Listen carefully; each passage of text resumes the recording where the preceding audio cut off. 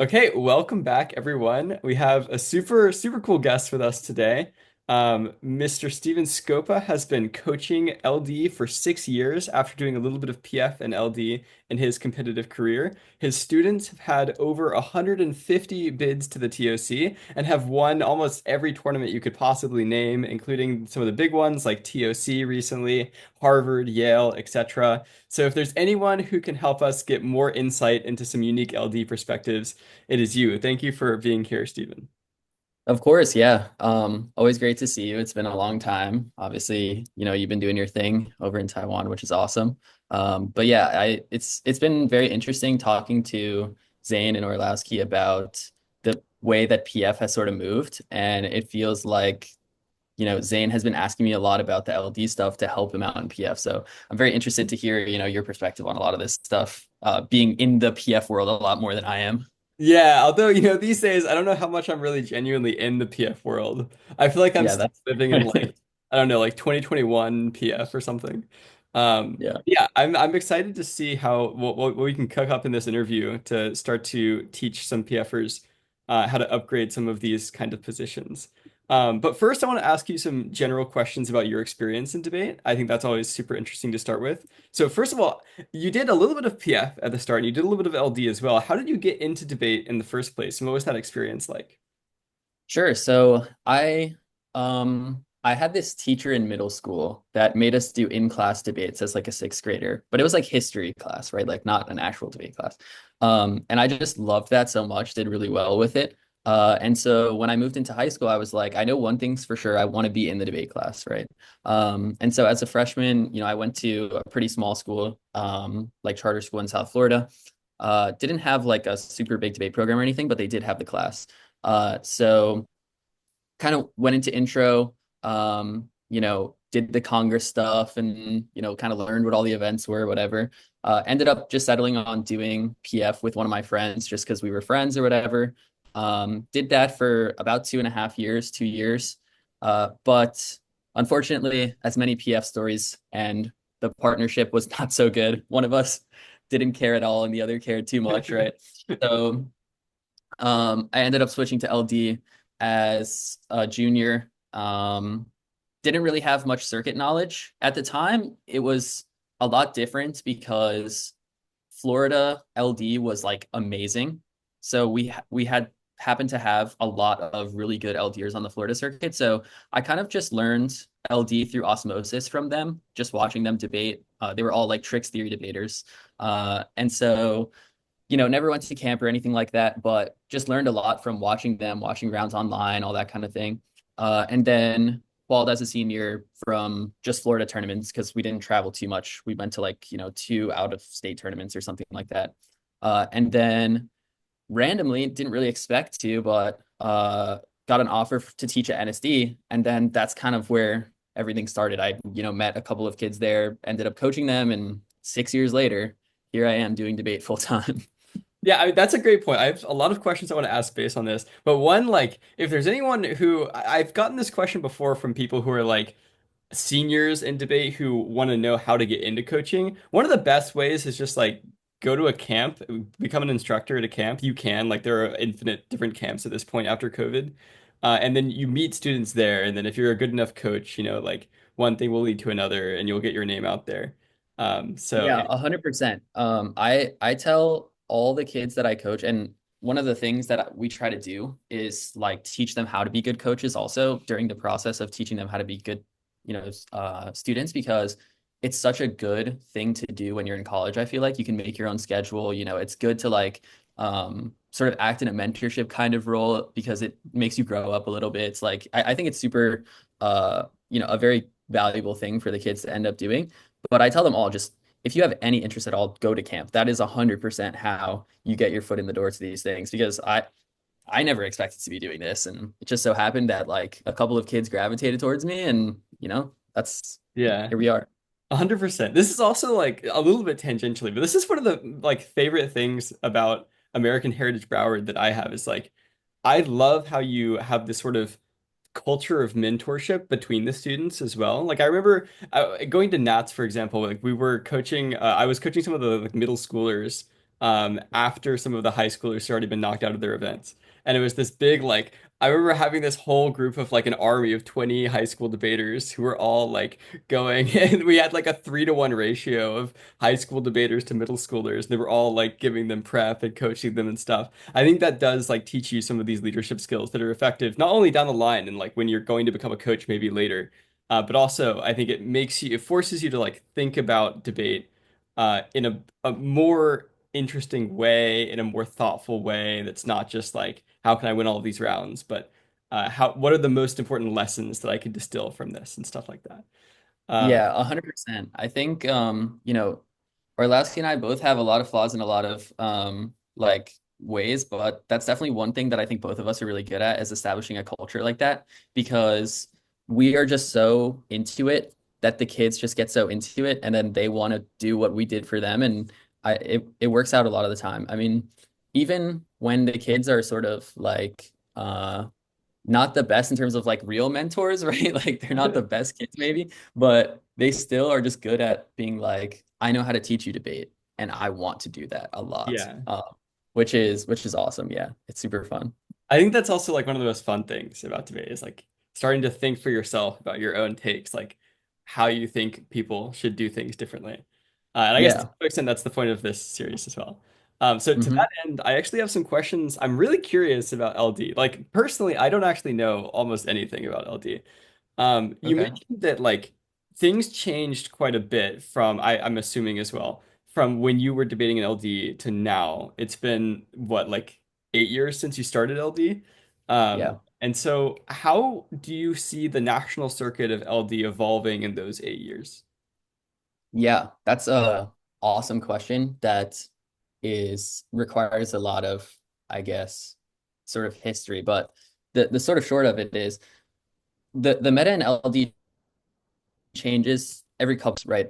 Every couple of years, there's like this sort of cycle of positions go away, people forget about them, but then it happens to come back because it's a good response to a position that has now come up. So every couple of years, this sort of cycle happens.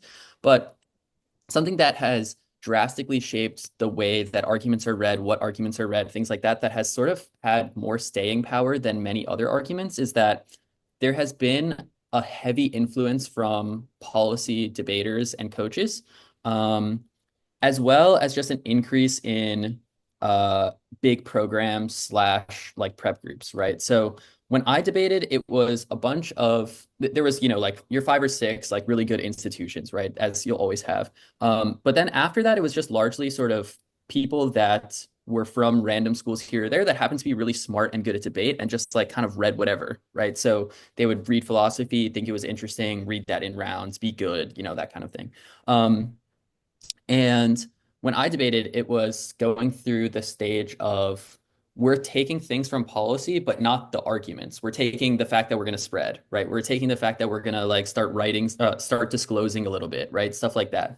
And so it was still much more what the root of the event was, which was just like philosophy, theory, and theory is not really a root of the event necessarily, but a lot more philosophy stuff. And over the course of the past 6 years, it's really gone towards the full evolution of okay, so K's are coming up. This is going to be the response to philosophy, right? And then now we just have basically a bunch of policy debaters that have transitioned because their coaches are from policy or their policy crossovers or whatever. Disclosure has shaped that a lot because it's much easier to prep one policy position, answer everything that's on the wiki with that one policy position than it is to have multiple different apps that you have to answer things with, right? I think that the sort of scripting of things has also shaped the meta in a lot of ways because again, if I can have my coach write the 2 and R on this disad, then why would I ever have to change what my disad is? And knowing that the 2 and R is going to read on a disad, I have to write my 1 ARs on the disad. And so there's just been a lot of, I guess, watering down of argument diversity, it feels like to me, Mhm. where when I go to a tournament, I'm not prepping 10 apps, I'm prepping two, and really it's basically the same app because they're just util apps. So if I'm reading something that's not a policy position, it doesn't matter what the app says, right? Um, and so, it still has definitely its cycles where different Ks will be in the meta. Like right now, it's like set call. That's like the main thing that everyone reads. A couple of years ago, it was Afropess. A couple of years before that, it was Deleuze. It kind of just, goes in cycles. But the main difference to me is really just the concentration of policy debaters and the amount of prep that they do for like singular position specialization, more so than the diversity of different things that people want to read. That's interesting. So I have so many questions about this. I mean, first of all, like I see obviously a lot of parallels between what has happened historically in LD and what is happening in PF right now. Yeah. It's like I guess a little bit different. The differences are like PF is less fill heavy, right? The intention of PF was less to introduce more philosophy, and so we don't have a lot of things like Kant. We're getting Kant through the policy stuff actually, or through maybe LD stuff, but not like having that as the original thing. So there's some like original differences. But I think that the same process is happening where like there's the steady march toward policy, or maybe better way to put it is like a steady march of policy into PF. Um, Yeah. and I'm wondering now, like I'm sure there are even more parallels with LD. So maybe this is like an interesting, I don't know, like an interesting sociological experiment to see if PF will follow the exact same trajectory as LD. And if so, like, are there lessons that we can take from LD, which presumably is a few years further along that trajectory, that can help us predict like the future of where PF is going to go? But the question we have to ask ourselves before any of that is like, is this inevitable? Do you think this is like what will happen to PF? And if so, why? Like, why do you think this is what happens? Well, maybe this makes you a little self-reflective, but you're part of the process of that happening, or the process of preventing that happening, right? Like it comes down to who becomes the figures within the events that sort of dictate what the meta looks like, right?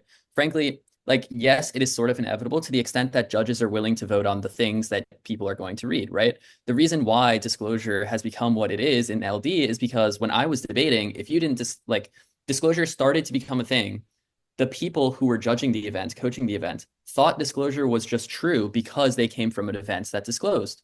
And so it got to the point where if you didn't disclose, you lost because judges believed that disclosure was true and people were not doing a good enough job of answering the shells. So they decided, well, we're just going to disclose instead. And that is just the process of norm setting that happens over the course of time, right? And that is the same exact process that happens with substantive arguments, right? Like the fact that, for example, I never expected this to happen, but Mason and Ethan, when they went to UT in PF a couple of years ago, their thought was, well, these people are bad at theory. We'll just read theory and it'll be fine. And I was like, but it's PF, right? But judges were like, sure, why not? And they put it on, right? Yeah. Like, and so that's really what it comes down to is just like how much judges are willing to vote on. And over the course of time, that osmosis happens where they start learning the arguments because people are reading them. Then those people graduate. Then those people teach their kids. And that's just kind of how it transforms itself, right? Now, in terms of whether it'll go down the path of LD, I'm unsure about that. And I think a large reason why is that a lot of the arguments in LD, I guess there's two sides to that coin. One is, are LD specific to the extent that the event was designed that way, the way the resolution's worded, the burdens of each side, stuff like that, right? There is like sort of a functional limit to that. But the other thing is, and I'm sure policy debaters said this too about LD at some point, but the speech times in PF are brutal for a lot of the things that LDers do, right? I've done a couple of practice rounds with Zane, and it's like, how can we even talk about this in 2 minutes? I don't understand. How could we possibly have the time to do this? And so I think there's also probably a bit of a functional check on that as well, although I'm a little skeptical of even that because I imagine that at some point there is a leniency threshold of like, well, you've explained it enough because I kind of know what you're saying, right? Which is kind of what's happened in LD. There's no way we're explaining these positions in 4 minutes in a 1 AR, right? But judges just kind of get the idea now. So maybe PF will eventually become that also. Yeah. Oh my gosh. There's a lot to unpack here. So if you, I want to like spend a little bit more time here if you don't mind, because I think this is Sure. really interesting to me. Honestly, this like trend toward policy is a little bit puzzling to me. It's puzzling because the mechanism that you're describing of judges coming from policy, coaches coming from policy, with preconceived notions about disclosure, it makes sense, but I don't know why they have enough numbers to sway the rest of the pool. Like in LD, for example, when disclosure is first starting, I'm sure you Yeah. have some policy judges, but probably like one in every five or one in every 10 or something like that are policy judges. But like all of the other people are not policy people. So how do they start to fall in line and get on board? So, so the reason, in my opinion, is that when a new argument comes from policy, their coaches know how to go for the argument. They've written the two and R's, right? They have constructed thought a lot about how to answer what people will say. And as an LDer, I've never seen this argument before. I don't know what the technical way of approaching how to answer this is. It's very similar to a world in which me as a tech LDer debates a lay LDer and I just cook them in front of whoever because they have no idea what I'm saying, right? And so what happens is you have a process in which even if I don't have a judge that is ideologically like pro disclosure, they listen to theory in general, and I don't know how to answer this specific theory shell because I've never seen it, or they're just better than me at this. And so now I'm thinking, well, I keep losing to disclosure because like they have the blocks, I don't, or maybe I just start thinking that it's true because they're beating me on it, right? And so I don't think you need a critical mass in order to start that shift to happen, right? Which is the same way that anything becomes popularized at all. It doesn't even have to be new to the event, right? The fact that people started reading set call, winning on set call, now everybody reads set call. That's just, to me, it always comes back to the incentive structure of like competition, right? If it works, then people do it. If it doesn't work, then it gets left behind. Okay, that makes sense. So I understand it's like the core of the mechanism is that it's winning. Um, Yeah. and therefore more people are going to adopt it. So I guess what you're saying is that it doesn't have to win in front of every judge as long as it wins in front of the judges that you run it in front of. Is that right? Because I guess Sort of. I I'd also think that like it's more that there's also the issue of even if your judge isn't great for the position, if your opponent is worse at answering it than the judge is for evaluating it, that's all you need, right? right, Um, right, which is basically the same mechanism that we take advantage of in LD, right? There are plenty of judges that are policy judges, right? That only did policy style debate in high school, but will listen to you read a fluency, like because they're not ideologically dogmatic.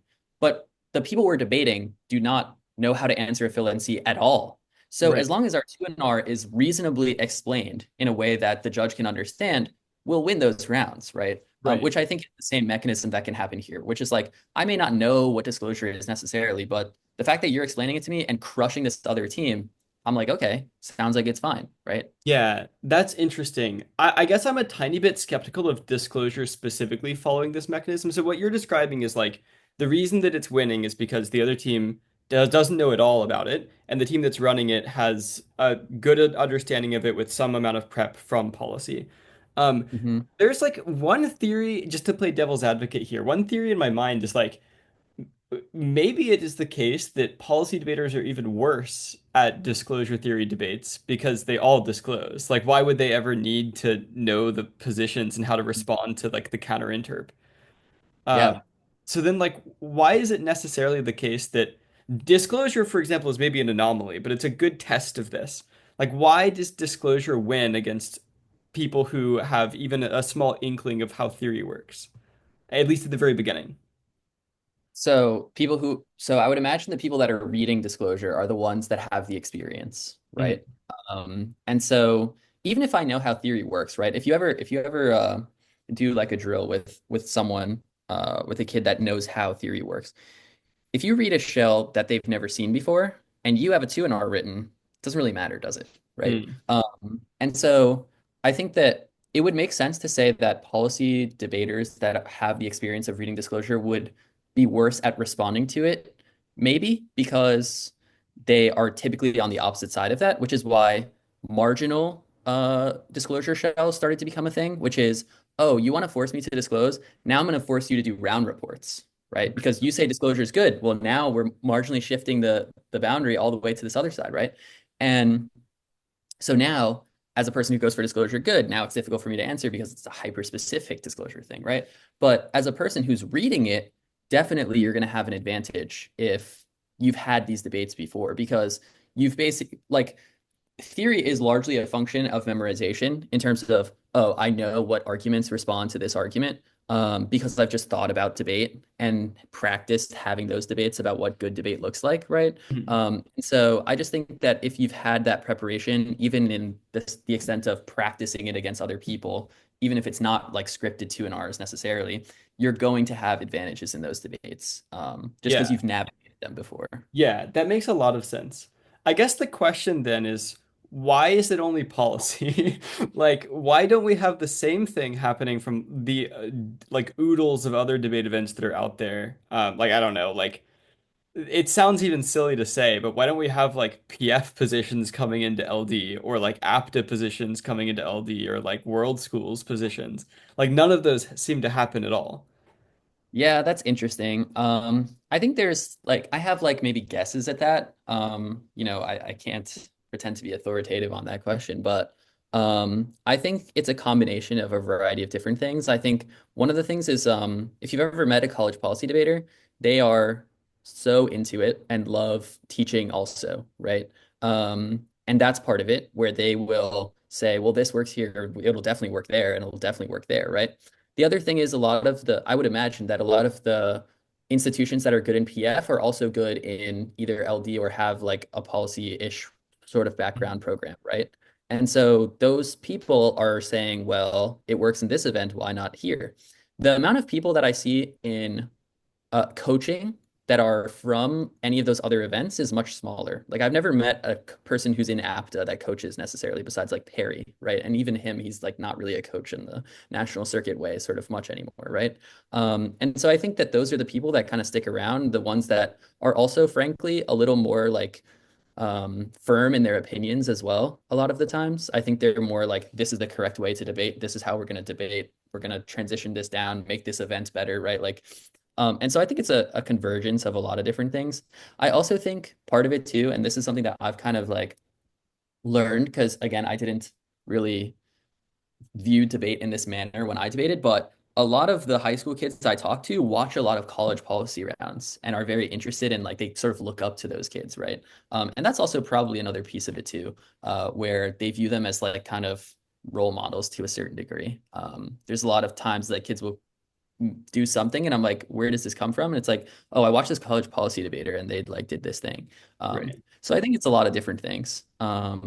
It also is probably the case that like policy specifically, like the arguments for policy debate are easily transferable to every event, right?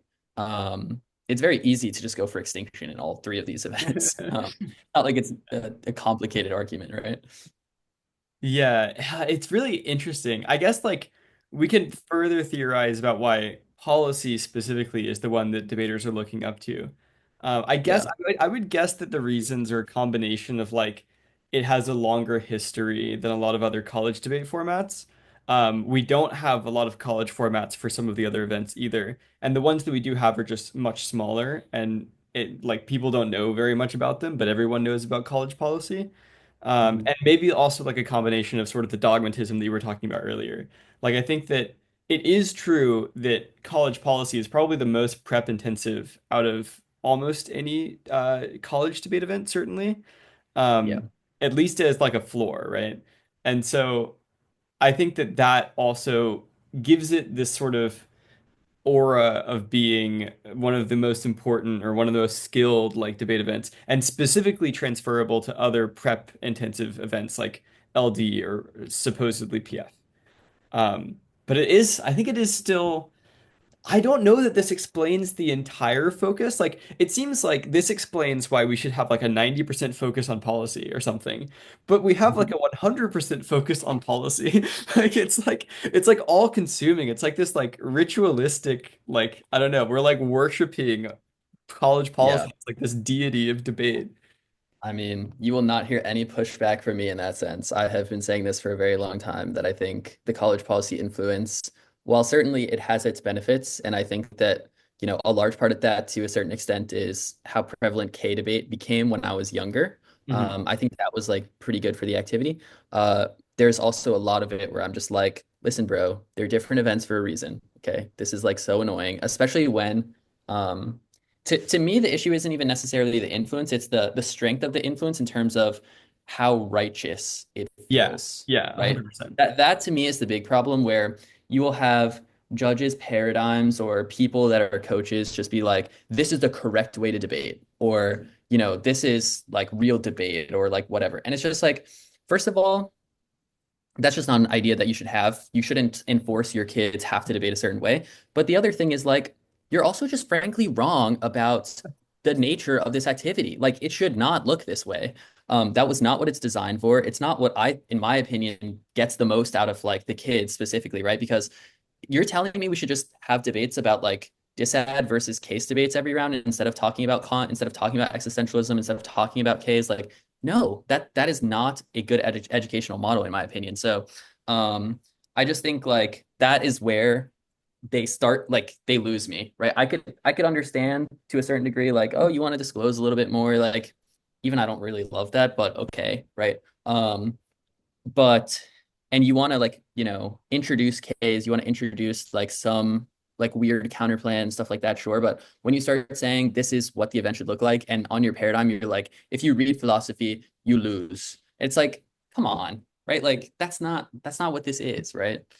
Yeah, 100%. I feel like, yeah, like to some extent, intrinsic in the nature of debate is some degree of freedom of experimentation, like being able to choose the positions that you think are the most convincing. Like it is a game, right? Like you're supposed to be able to choose the tools that you use to win, from a wide set that is like theoretically unlimited. It's just like arguments you can imagine that are logical. Yeah. And yeah, it is really strange how dogmatic it is. I think that my one of my biggest issues is maybe I approach this a slightly different way than you. I'm like generally okay with almost all of the influences from policy into PF. My problem is the exclusivity of it. Like the influence of policy over anything else, like policy instead Mhm. of anything else. I think that it's the ideal form of debate is to learn everything from every debate format, which is like Yeah. everything has something to offer. You shouldn't only do things one way because that's frankly boring. Um, Yeah. I think that even if there are good reasons to do things in a policy way, they're not really being justified that way. Like to your point, so often the argument is just this is how it is. This is real debate. Your debate is not real debate. I will debate you for 10 minutes and then I'll sit down and say you clearly don't understand what you're talking about. And, that'll be the end of it. Like there's no Well, this genuine is attempt. Yeah.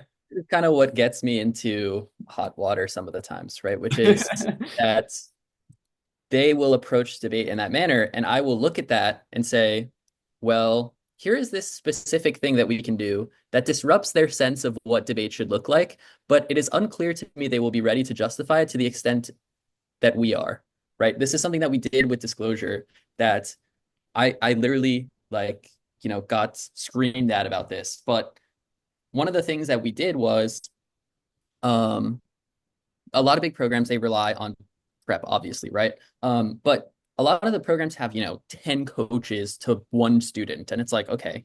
But you can imagine a scenario in which someone who's grown up in this environment, if they, absent that coaching, they will struggle a lot more, right? Because they've been used to the construction from the coaches or whatever. So one of the things that we started doing last year was instead of disclosing to people what the AF was before the round, we said it is one of the ones on our wiki. Yeah, yeah. And what we would do is obviously we would break a new AF as much as we could before an important tournament. So like before Harvard, before Emory, it's like we have 10 AFs on our wiki. They're all topical, but different frameworks, different like advantages, whatever. And then we'd say it's one of them, right? And then I was like, I think we can defend this model in a 2AR, no matter what the 2NR says, because I think this is a preferable model to some degree than a world in which you know exactly what I'm going to read and you can script a 2NR on the position. And so we won so many rounds just like defending this model. And the 2NR, like a lot of the times, ended up sounding something to the degree of, well, this is just how it should be, right? Like, Yeah. this is the way it is. This is how everyone does it. And it's like, yeah, so what? Right? Right. Who cares? what the norm is. That doesn't matter, right? Can you justify the norm in the round? If not, then who cares? Yeah, And I think 100%. that that is like something that people should feel more comfortable approaching debate in that manner, right? Where it's like, oh, everyone's doing this thing. I don't understand why, because it seems to me that that's wrong.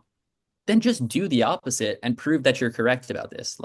And I imagine there's a lot of scenarios in which if someone who were good at debate were to do that, they would win a lot more rounds than they lose because the people on the opposite side of that coin are not used to having someone challenge them in that way, right?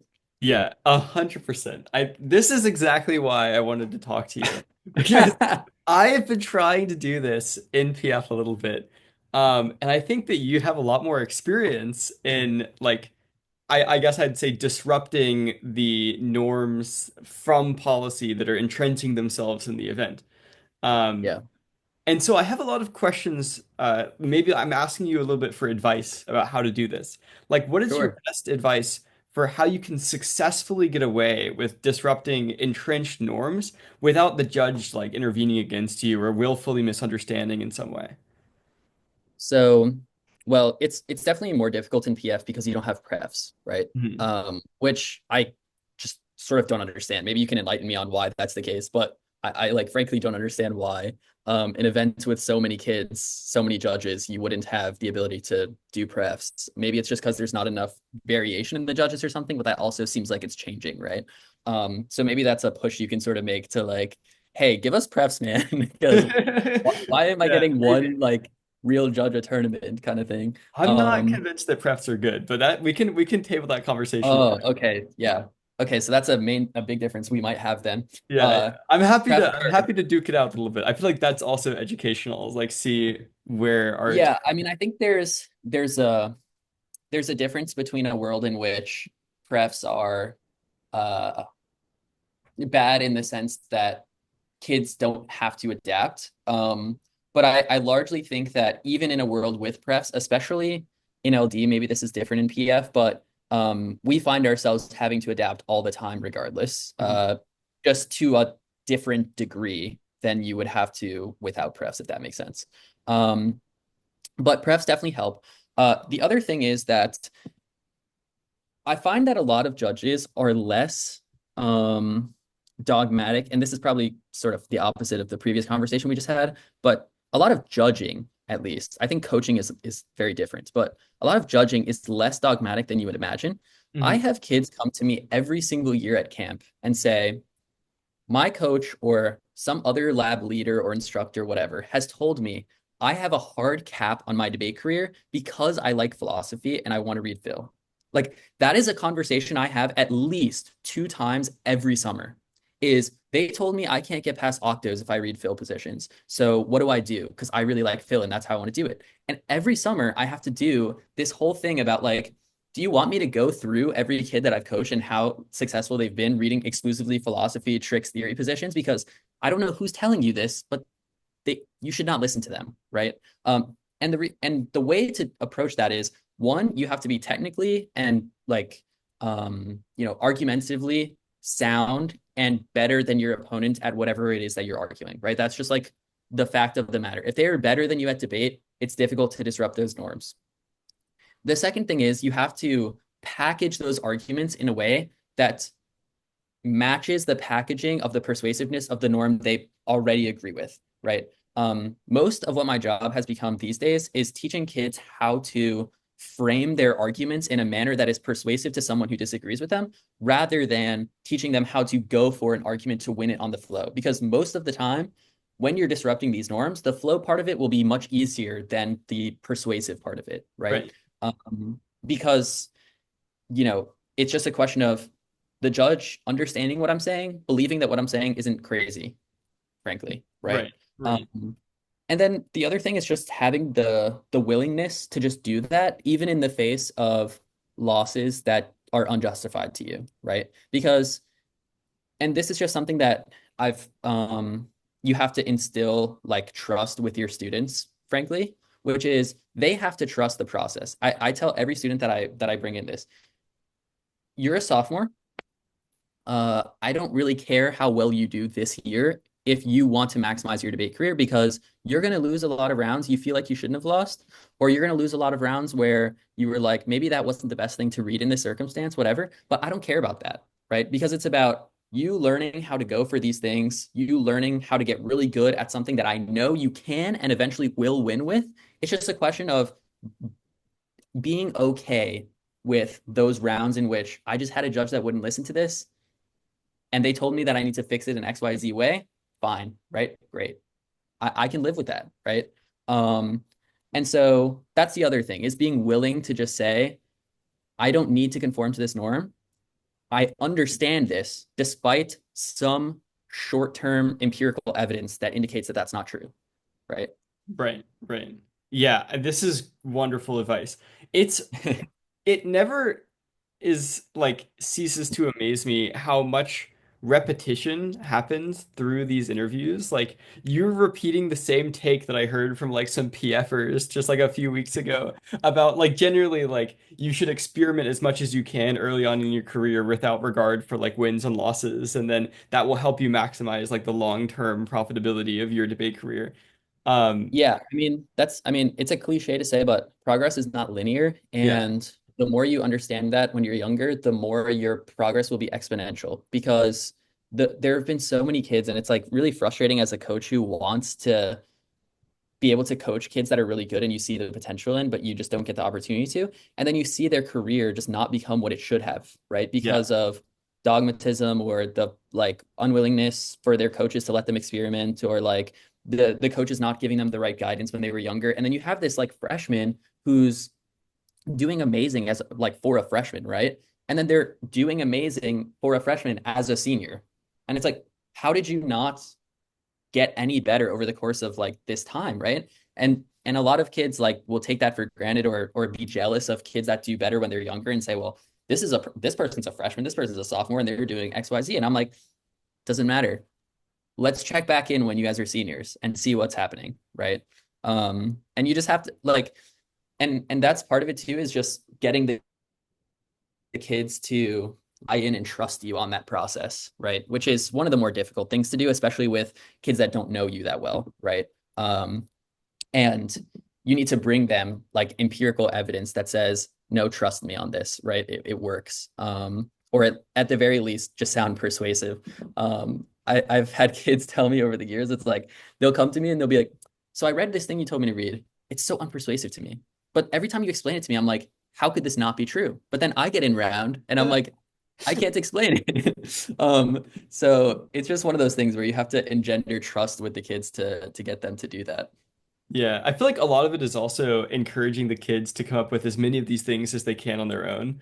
Like this is one thing that I've seen over and over again is like no matter how many positions any coaches write for their kids, I think most of the time the students will feel most comfortable going for the stuff that they came up with themselves. And this makes sense. I think it's like, it's what they came up with. It's theirs. They completely understand it inside and out. They know the strategic rationale for why they produced it in the first place, and they can explain it, back to front in a semi-persuasive manner at the very least. Even if it like objectively is a worse argument, I think Yeah. A, those skills, and B, the comfort that they have with those arguments, those two things together will make it long term, I think, quite better. Well, yeah, I mean, everyone intuitively agrees with this principle because everyone says, well, it's easier to win true arguments. The problem is that everyone thinks a different argument is true. So obviously, like me forcing a kid to read whatever framework I think is true isn't going to be as successful as them reading whatever framework they think is true, right? Which is why you just like you should diagnose what the strengths and weaknesses are of the kid, then push them in a direction of the type of debate they need to do based on their skill set, and then let them choose the content of that, right? Like a lot of the times it's like, okay, you have the skills that a good K debater has. Here's a variety of different Ks you might read. What are you interested in? And then we will go from there. Or the same thing with Phil or whatever, right? Yeah, completely agree with that. So I want to transition us a little bit to talking about some of the content that you, I think, get most excited about. The first one is I want you to talk about Phil a little bit. So I know you were telling me before we started recording that like you've gotten some like questions recently from people about how to read Kant and PF. So can you tell us a little bit about what your best advice is for those kinds of things? Yeah, so I think I know you and Orlowski talked a bit about how Ks have like sort of risen in PF a bit. Um, and to me, the better response to Ks than policy arguments is fill arguments, largely because you can use them in a way that is functionally the K, but in a different like strategy, right? So I guess a little bit of content really quick about like what fill is, I guess, right? Which is the attempt to provide a universal definition for what counts as good, right? So a definition for what it means to be a good person, take good actions, things like that, right? Now, that is not what a critique does. A critique says there is a hyper-specific problem that exists that we should stop by doing something specific. So racism is bad. We should combat racism in every instance, and you are racist for whatever reason, right? Philosophy is the opposite of that approach, which is we have a universal definition of what the good is. We are going to strive to achieve what that universal definition of the good is, right? So they're functionally the same approach, or functionally trying to resolve a similar problem, which, for example, like your philosophy will say racism is bad. Like, yes, of course, right? But the way in which they approach resolving that problem is opposite of each other, right? And so what you can do with a philosophy that you can't necessarily do with policy arguments is say, we have a strategy to approach resolving your problem, and our strategy is preferable for XYZ reasons. And we can explain how that strategy would resolve that problem hyper specifically, right? If we have a framework that says we should treat all people equally because we've justified it with X leads to Y leads to Z from a deductive sort of descriptive premise, well, that means we have a better explanation for why racism is bad, can convince people that racism is bad more easily, and therefore resolve whatever the K is talking about, right? And so I think that that strategy helps you, especially in front of people that are new with Ks, right? Because to me, at least as someone that is generally like, yes, obviously I have a lot of debate experience, but I would consider myself sort of like a layman person where you explain something to me and I'm like, oh, that makes sense or it doesn't, right? And I feel like a lot of people are sort of a lot of judges are like that also, where if I can say, look, you have a criticism, right? Our framework explains that criticism is a better method for making sure that people follow the advice that you're giving them with this critique. And that principle is consistent with the resolution, which means that the resolution is obviously consistent with rejecting racism because we've explained that this is the way you should act if you want to stop racism, right? So you have, I think, a much more compelling story to someone who is naturally predisposed to not necessarily know the way in which a K functions in like a technical sort of litigation kind of sense in the debate way.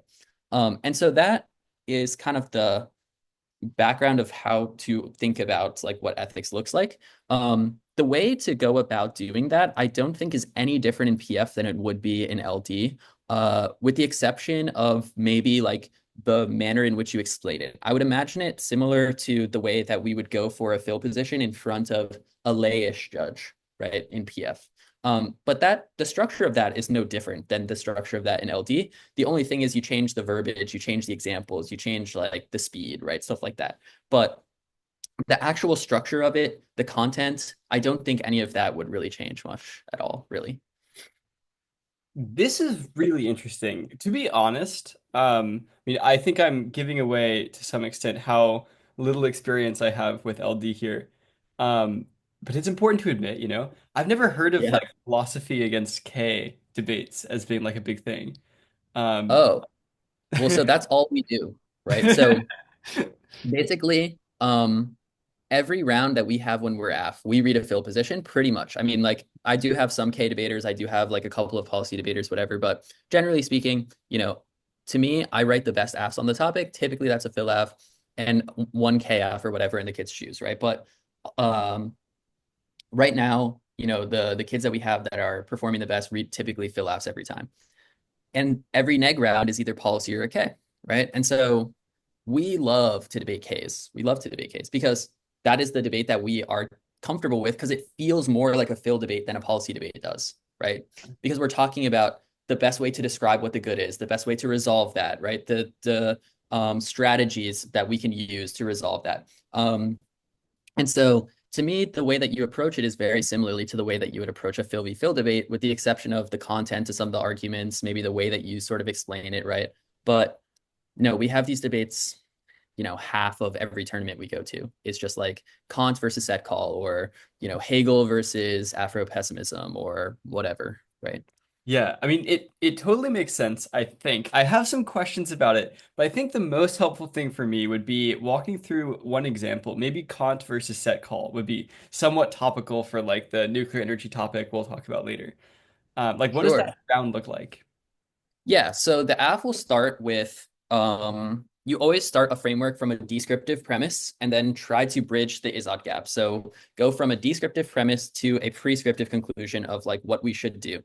A Kant framework, an example, would be starting from the premise that everyone is a reasoner. We all have the capacity to set and pursue ends, which is not necessarily the same as the way that people you might typically hear it gone for, in the sense that reasoners is like we're rational or we can like think, right? Which is not exactly what Kant is saying with we can set and pursue ends. It's more so we can deliberate about the contents of our own mind, make a choice, and then act on that choice, right? So that's the starting point, is like reason. Then there's a couple of steps along the line, but basically it goes from we are reasoners, therefore we should treat everyone equally. And then because we should treat everyone equally, the contents of what it means to be a rational agent capable of making decisions. And then there is a set of principles that allow us to respect the agency of other people, right? And there's four formulations of the categorical imperative. We don't have to go into the whole Kant thing, but basically, it's just like respect freedom, sort of, right? Treat everyone as equal. Don't use people as a means to your ends, right? Do things that are a thing that anyone else could do in your circumstance, right? Things like this. Then you say that is consistent with the topic. The topic respects freedom or whatever, right? A good example on the nuke power topic that I was telling this person that was asking on Reddit about is the kingdom of ends argument, which is functionally a way to view Kant sort of as a socialist, which is to say that he says that you need practical access to things that are public goods that you would require in order to take actions that you would want to take. So for example, like we all need water, we all need, food, we all need housing, right? Things like that, in order to exercise our agency as people. So you could make an argument about how nuke power protects the kingdom of ends, right, in some manner or another, by protecting the environment, right? So that's a sort of like structure of the type of app you might read on nuke power. Then the neg says, you know, doesn't start with any definition of the good or anything like that. It just starts from the premise that the US is structured as a racist institution because of colonization, right? That is the first premise. Then it will say nuke power is embedded within this logic of colonialism for XYZ reason, whether it's because it takes advantage of the land or its extraction is then exported onto indigenous populations, typically, things like that. And then typically you'll have some kind of alternative to the affirmative, whether that's ideological, just a rejection of the affirmative, or some broader thing like decolonization or something like that, right? That's kind of the structure of both of the speeches. Now, the app's job is to say, one, that we are imagining a world in which the state engages in the affirmative via what's called ideal theory, right? And ideal theory is basically the idea that we should strive towards what the perfect world would look like, absent a necessary tending to the way that the world currently is, right? So that is to say that it doesn't matter what the US has done or the current structure of the US. What does matter is what the US should do to be better, right? And so that would sort of answer the first type of like way that the K approaches answering that question, which is it doesn't matter what the way the US is structured necessarily, right? Yes, we can acknowledge that that's true, but that's not practically relevant when it comes to what the state should do if we win that the state is being consistent with what is good by doing the resolution, right? And there are reasons to prefer that model of viewing the world, right? Um, then you also have what's called a normativity advantage, right? Which is basically to say that not only can we explain why colonialism is bad because it violates the freedom of others, we can also explain why lying is bad. We can explain why stealing is bad. We can explain why all of these other things are bad. And that is necessary for whatever movement it is the critique is trying to explain, because what happens in a world in the alternative in which all of these people do all of these other bad things, right? So it is bad to imagine a world in which we decolonize whatever happens, happens. So a lot of people will defend like stewardship of the land, for example, which is basically indigenous people have like the right to decide what happens with the land, right? But absent a framework that tells indigenous people there is some universal standard of what counts as good. So you can't steal, you can't like, inflict some version of colonization again onto someone else, or you can't murder, right? Then those things happen in the world of the alternative, in which they don't happen in a world in which we use a strategy of the affirmative that explains why those things are bad and prevents people from doing them, right? So that's another sort of layer. It also can, which is the other benefit of normativity, explain to people who disagree with the critique why we should believe the critique is true, right? So there is this sort of weird, uh, I would call it intellectual gymnastics, but maybe that's too harsh. That these critiques often do, which is to say that the world is structured in a way that is so bad, right? Because nobody understands that the things that they're doing are bad. So colonization, racism, etc. And also assert that they do not need to explain why that thing is bad because it is so obviously bad, right? How can those two things be true at the same time? How can it be true that racism is so obviously bad that nobody should ever do it, and yet the world is structured around this premise, right? Now, maybe your answer to that is just like everyone's evil, but that still begs the question of what we should do to resolve that, like the fact that everyone is just evil and have corrupt incentives, right? And so the affirmative's job is to say that exact thing, right? Either it's the case that we need this strategy, right, to explain why racism is bad, convince other people to do the right thing, etc. Or it's the case that it's so far gone that there's nothing we can do about it anyway. So what's the point? We might as well strive towards achieving something, right? Um, and so these are kind of like the top level sort of questions about your framework being able to resolve oppression, right? The way that we should approach interacting with other people by resolving those problems, etc. Obviously, there's a lot more nuance to that when it relates to like the topic specifically. You should answer links still, right? You should go for permutations, like things like that. And the sort of structure of that speech obviously requires a lot more, but that's kind of the general interaction between like the AF and the neg. And then the neg should make arguments about why, universal theorizing doesn't work, right? That it is a silly endeavor to abstract ourselves away from the way that the state is currently constructed, because that is obviously an ethically relevant point of decision making, right? That we generally have an understanding that racism is bad, but power structures like overdetermine the way that we approach resolving those things, right? You can obviously answer the arguments that I just explained, but I think that the AF side of that coin is a lot more persuasive to me personally. Yeah, that makes a lot of sense. So, I guess one way of putting some of the things that we're talking about is kind of like this is a competition between who better explains the world, and specifically like what we ought do in that world. Is a better explanation from the philosophical framework of like Kant, or is there a better explanation to be found in this framework of the negative critique, explaining the world through a lens of like settler colonialism? And your argument is that your explanation of the world is maybe encapsulates theirs and is a more sufficient explanation. And simultaneously, this means that it's sort of a prerequisite to their alternative being persuasive to anyone and like being actionable in any way. Like you first have to understand the world through this ethical lens in order to get to their alternative. Is that right? Yes. Okay, Yes. The that all first makes question sense. as Yeah. a philosophy debater should be, why is colonialism bad? Right? Right. Because to answer that question requires an explanation of what is good, right? Right. And their answer cannot just be, well, it obviously is, because you've read evidence that nobody thinks that, because they all act as Right. colonists, right? Like colonizers. So Right, right. Okay. So then there's a problem in the world, which is that we lack an explanation that is sufficient to convince more people to join in on this alternative. And we fill in that gap by providing the coherent explanation for that's missing from your K. yeah, exactly. Okay, that makes Mhm. sense.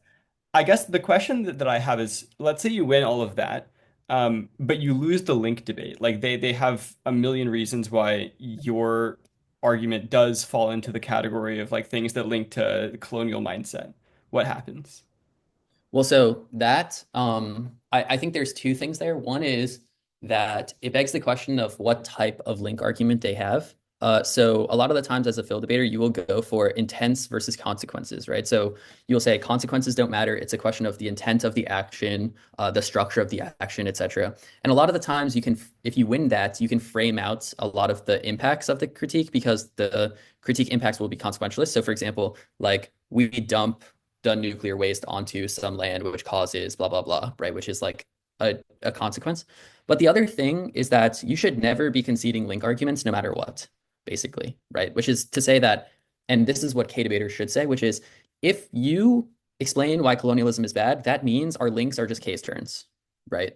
So you can obviously weigh between the AF offense and the links, but you should not be conceding links, right? Especially when the link arguments typically are either super generic, like the state is bad, right? You have a built-in answer to that. Why would you not just answer that, right?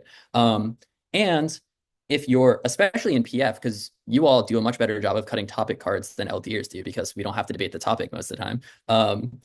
You should have substantive answers to like new power racist, right? Like you should just have that. And also, I mean, I don't know if this is the case in PF or not, but in LD, it's so rare that people read topic links. I can't for the life of me understand why, but so many rounds in which the NC is one off K and it's like two framework links, ontology and an alternative, and no link to the topic. And so a lot of the times we just don't really have to answer that. But of course, if people do read topic links, you should 100% answer the topic links. Real quick, I've heard of reps links. I've heard of topic links. What are framework links to the K? Yeah, so framework links are just reasons why your framework justifies whatever the critique says is bad. So Kant is colonialist, right? Either in ideology or because like he was a bad person or whatever, right? The bad person stuff to me is just like not really an argument. Like I just don't like think that that's great. The reasons why his philosophy might be embedded within colonialist mindsets makes more sense. Although I think that you should be generating links from the ideology, not like the historical context. So instead of saying Kant was used to justify colonialism, you should say there is something about the nature of what his philosophy justifies or entails that does justify colonialism, which is bad, right? And those are like much better links and more difficult to answer. But they're basically just reasons why the framework is mutually exclusive with the alternative, right? Reasons why there is no such thing as a permutation to say that we should use the AF to justify the alternative because the alternative cannot be justified by the AF, or a reason why you've read a racist framework, which means that you should lose or something like that. Yeah, I completely agree with this. Next question is, I was wondering about this. I've realized that maybe the answer is just that this doesn't happen because of the nature of LD. But one question that's been bouncing around my head is like, why can't the K just be like, yeah, we agree with your philosophical framework, and like so we will view our alternative that way as well. You don't get like the sole rights over Kant. Yes, people should do this, right? We do this. We don't really read K's against Phil because nobody reads Phil, but if we were to do that, that would be the strategy, right? Because you should not give them the arguments for why normativity is better than your strategy, because I just think that those arguments are difficult to answer. To me, it makes a lot more sense to just say, yes, Kant is true. Here is 20 case turns, right? And which is functionally all you're reading with like weighing for why those case turns are more important. Yeah, I think that definitely makes sense. Nobody really does that in LD. You're correct. I've seen like maybe one or two people do it, but typically no. And I think there's a variety of different reasons for that that we could potentially talk about if that's interesting. But yeah, you So I should. I guess this is interesting to me. One way of I'm imagining this is like if both sides agree to Kant, it almost feels like Kant becomes much less relevant. Like I know that this almost makes Kant even more relevant because then Kant structures literally everything that you say. But then it Mhm. almost just feels like it's a normal like policy versus K debate. Just like all of it within Kant, you know? Like is the policy more consistent with Kant or is the K like something that is a superstructure of the policy in like the That normal is, yeah. K framework stuff? Just like That's all exactly how it would functionally work. I think that the reason why you would want a framework that is not policy, even in that scenario, is because you get to choose what type of offense is relevant, right? Mhm. Because the framework is just an impact filter, right? So instead of saying anything that causes harm consequentially matters, you can say no. intrinsicness matters, and the only thing that matters is like logical things that are like universalizability, right? Or protecting the kingdom of ends, right? And so those types of things now, they have to generate links not just to racism, but why it causes racism in these hyper-specific ways that Kant would care about, Yeah, right? yeah, yeah, yeah. And 100%. so at that point, you're basically just reading an impact filter that they have to win like unique offense to, which the whole point of you reading a framework is you think your offense is true on that side of the resolution with that framework. Otherwise, you wouldn't be reading that framework, right? Right. So which is why like a lot of the times we don't read Kant specifically because it is more debatable than a lot of other frameworks. And there are so many Kant scholars that you'll find someone that disagrees with something always. And so it's typically more debatable than a framework that we might choose. What I do when I think about what frameworks to read is I reverse justify the framework based on the best offense on the topic. So I'll say, what's the best offense for the topic? What is the best reason for why this is a good idea? And then I will work backwards from there to say, what framework can I use to justify why that's true so that I don't have to worry about answering offense? That makes sense. This might be unhinged. Can you read like a Phil K? As in like what if I just in the alternative I just put a Kant card that says like also we will explain this alternative using Kant in order to increase the solvency power of the alternative. Like Uh, I don't know how much use that would give you. yeah, I yeah, don't see why you couldn't necessarily do that. right. But I'm not sure of the use value absent because I guess the most similar thing to what you're talking about here actually is when we go for counter methods versus KFs. So what we'll do is we'll read, reasons why the AF method is bad with an alternative that is a normative framework and justify that normative framework, and then say this will just be AF when we're neg, basically, right? In LD sense, which is to say that we're going to read a fill position, but we're neg. That solves the AF better, et cetera, right? That's probably the closest thing that you would see to something like that. But usually when you're reading the K, you are not a fill debater. And typically they've already read a framework for you that your offense is relevant, whether that's, util or like whatever their framework is. So you wouldn't really necessarily need to do that. Yeah, I guess that makes sense. I'm just thinking if you are against a fill AF that might intuitively use their fill position in order to encapsulate your K. It gives you one extra opportunity to beat it. If you can say that, like, if you can win the fill v fill debate, like maybe your fill framework is a better way at doing what they want to do to steal your K alternative than theirs. So what you're describing is an NC. It's just a fill NC, right? Of Yeah, like, yeah, I guess that makes you sense. disagree with your philosophy. Right, Um, right. Okay, but yeah, that makes sense. I really want to talk about this counter method versus AF stuff. So I assume most of your counter methods are just fill, right? It's just like, yeah. okay. Yeah, so some philosophy that's justified in whatever way you want to justify it, and then it solves better. How do you avoid the perm? So, a couple of things. One, you should have reasons why the AF method is inconsistent with the way that you're approaching it, just like you would if you were to read an AF and then say, your K doesn't solve XYZ thing. And then you also should go for, and really the only time we ever do this is against non-topical KFs, because if it's a topical KF, you can just read your NC, right? And then go for it as a counter method in the 2NR if they want to go for methods instead of like topical debate or whatever. And so we just read arguments for why non-topical AFs should not get perms in a method debate because that is the point of what we're doing, right? Like how do you get to read a non-topical AF and then get perms against any counter method? Your argument on T is that we should have method debates. So if it's a topical AF, you would just read a fill NC, right? Say you don't have an explanation for the good in the 1NC. They say, we solve XYZ problem. The 2NR says we do too, but so what? Here's offense. Like you lose, right? So wait, no perms in a methods debate is a real argument? Oh yeah, I think so. That's no, Especially no, like especially against non-topical Fs. to be clear, I agree. Yeah. This is very intriguing to me because I've been trying to convince policy people all month that this is the strat. And I didn't realize that this is like not an original thought that I've had. No, So I definitely think this is a very valid argument. let's So go. especially against non-topical Fs. You're telling me you get to choose literally any method in the world. I have to negate it, and you can just say they're not mutually exclusive with each other because of whatever nonsense. Like you can just say anything. That's crazy. Yeah, you I literally think can just say anything that is good at all. yeah, Like just like yeah. we should give money to poor people. It's just like Yeah.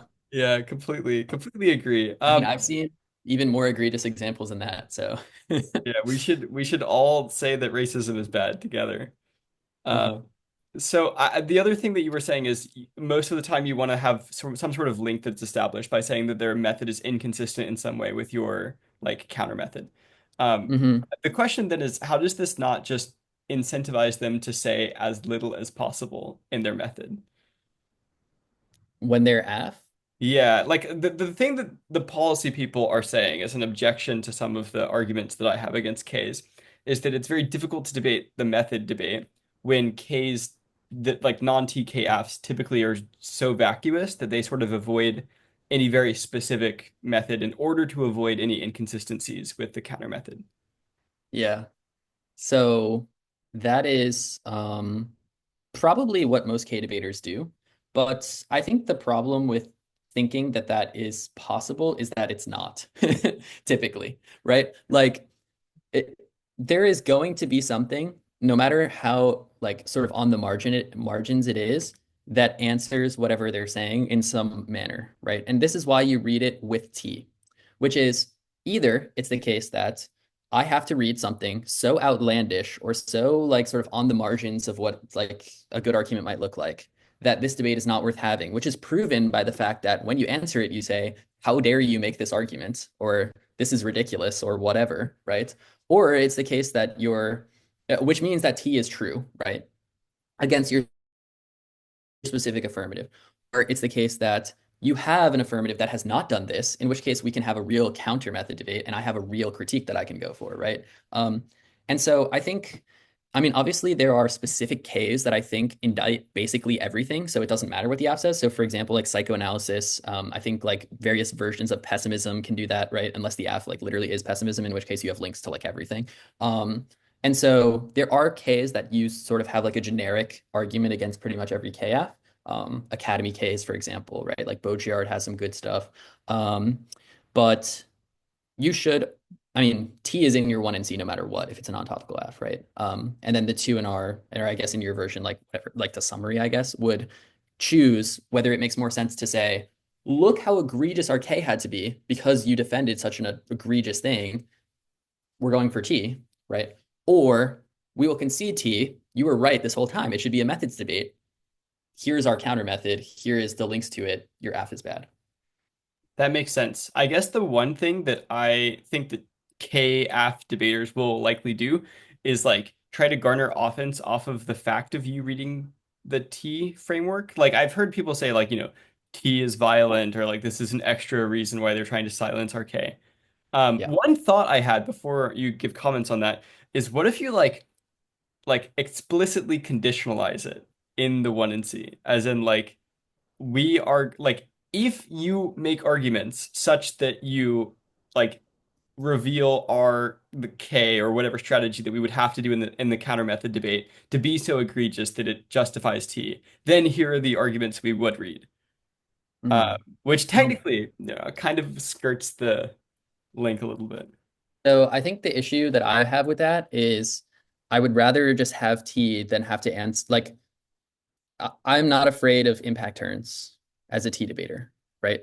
Like, oh, you're gonna say what I did was violence? That's weird because we're having a debate and I have to negate the AF. That's your fault. Like, that's the argument, right? Like, you read an on-topical AF knowing that we predicted that you would not do that. You're in a forum in which you know that topicality exists because you have to be held to the topic. You say us reading T is bad.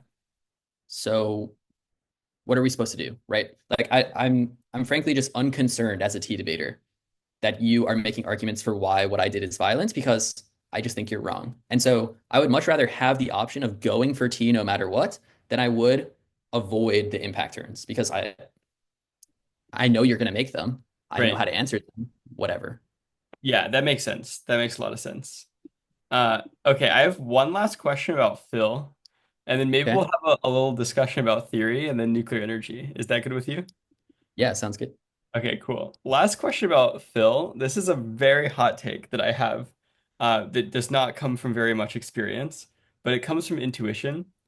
I Okay. think that most Phil positions should not be read with cards. Oh, I love this take.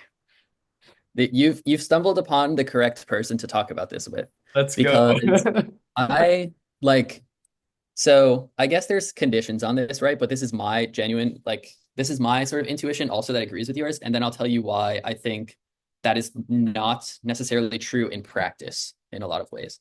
So I agree with you that I don't understand why you need a card for almost anything that is not empiric. Like, if it's not an empiric and it doesn't rely on some expertise in some manner, why is some guy on the internet any different than me thinking the exact same thing? I just do not understand that as a concept.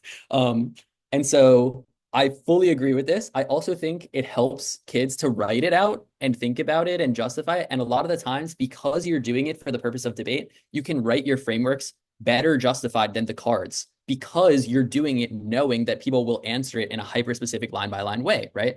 This is why a lot of my frameworks are just analytics with like one or two cards mixed in somewhere, right? I fully agree with this.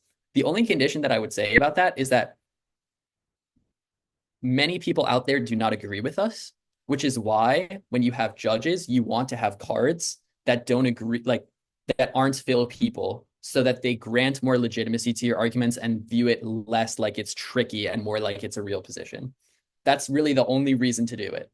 If you have a judge that is just like a Phil person, there's no reason why you would ever really need cards. It's so sad. It's like this is the kind of stuff that makes me so like disturbed about the dogmatism and debate. Is like, why are we doing this? Like, even if there are good reasons to believe that this is a more educational model of debate, like why is it thrust upon us? Like, are there not also justifiable reasons to believe that you might be wrong? Like, where is the epistemic humility? Like, how do you know that your model of education is the only one that's right? Even if you're very confident that this is the model of education that you prefer, like, Yeah. who are you to say No, your I agree. preference is so much more, like, categorically more important than my preference? I don't know. Well, I'll also like remind you of our previous conversation though, which is that you will win rounds reading analytic frameworks because they're harder to answer, they're better justified, and there are judges that will listen if you just explain it better in the later speeches in the same way that you would if it had cards, right? So I would say don't be afraid to just do that. No, 100%. I think that people should be reading more analytics. People should be reading fewer cards. They're also more efficient, by the way, like Yeah. so much more efficient because of what you Mhm. were saying earlier. Like you're the one who's anticipating responses and like doing the debate. So of You know, course, I have a funny story for you that you're gonna like. So when I was a senior, I went to TOC. And I told you the story of like, people always asking me for disclosure and all this stuff. And there were people on the circuit at the time that would like literally come up to you and harass you for it. It was just like, you must disclose. So I decided as a person that did not like this very much that I would be super annoying about it.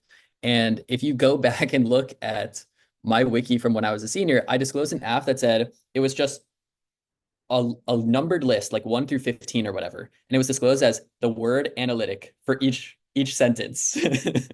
Because I just wrote an all analytic app and I'm like, you know what? I'm not going to answer your evidence standard. I have no evidence. Here's 15 analytics, and I didn't disclose the content of what the analytics were. It just said the word analytic. that is so funny. That's another thing I don't understand. Is like what is this inconsistency and like you have to send the cards to the speech docs, but not the analytics? Like whatever. I don't know. Evidence ethics, bro. Evidence ethics, I guess, but like I don't know. There's so many weird, I don't know. I just feel like people need to introspect a little bit more on the norms that they're following. No, And I agree. This is something that I preach to the kids all the time, which is intentionality, right?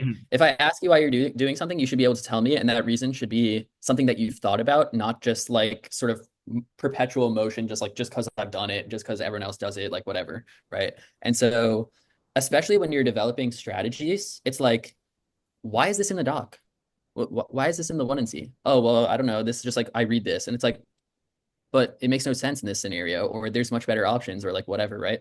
And that's frankly how you train kids to be good coaches, also, right? Which is, I have been beyond like super impressed by how Swickle has translated into a coach.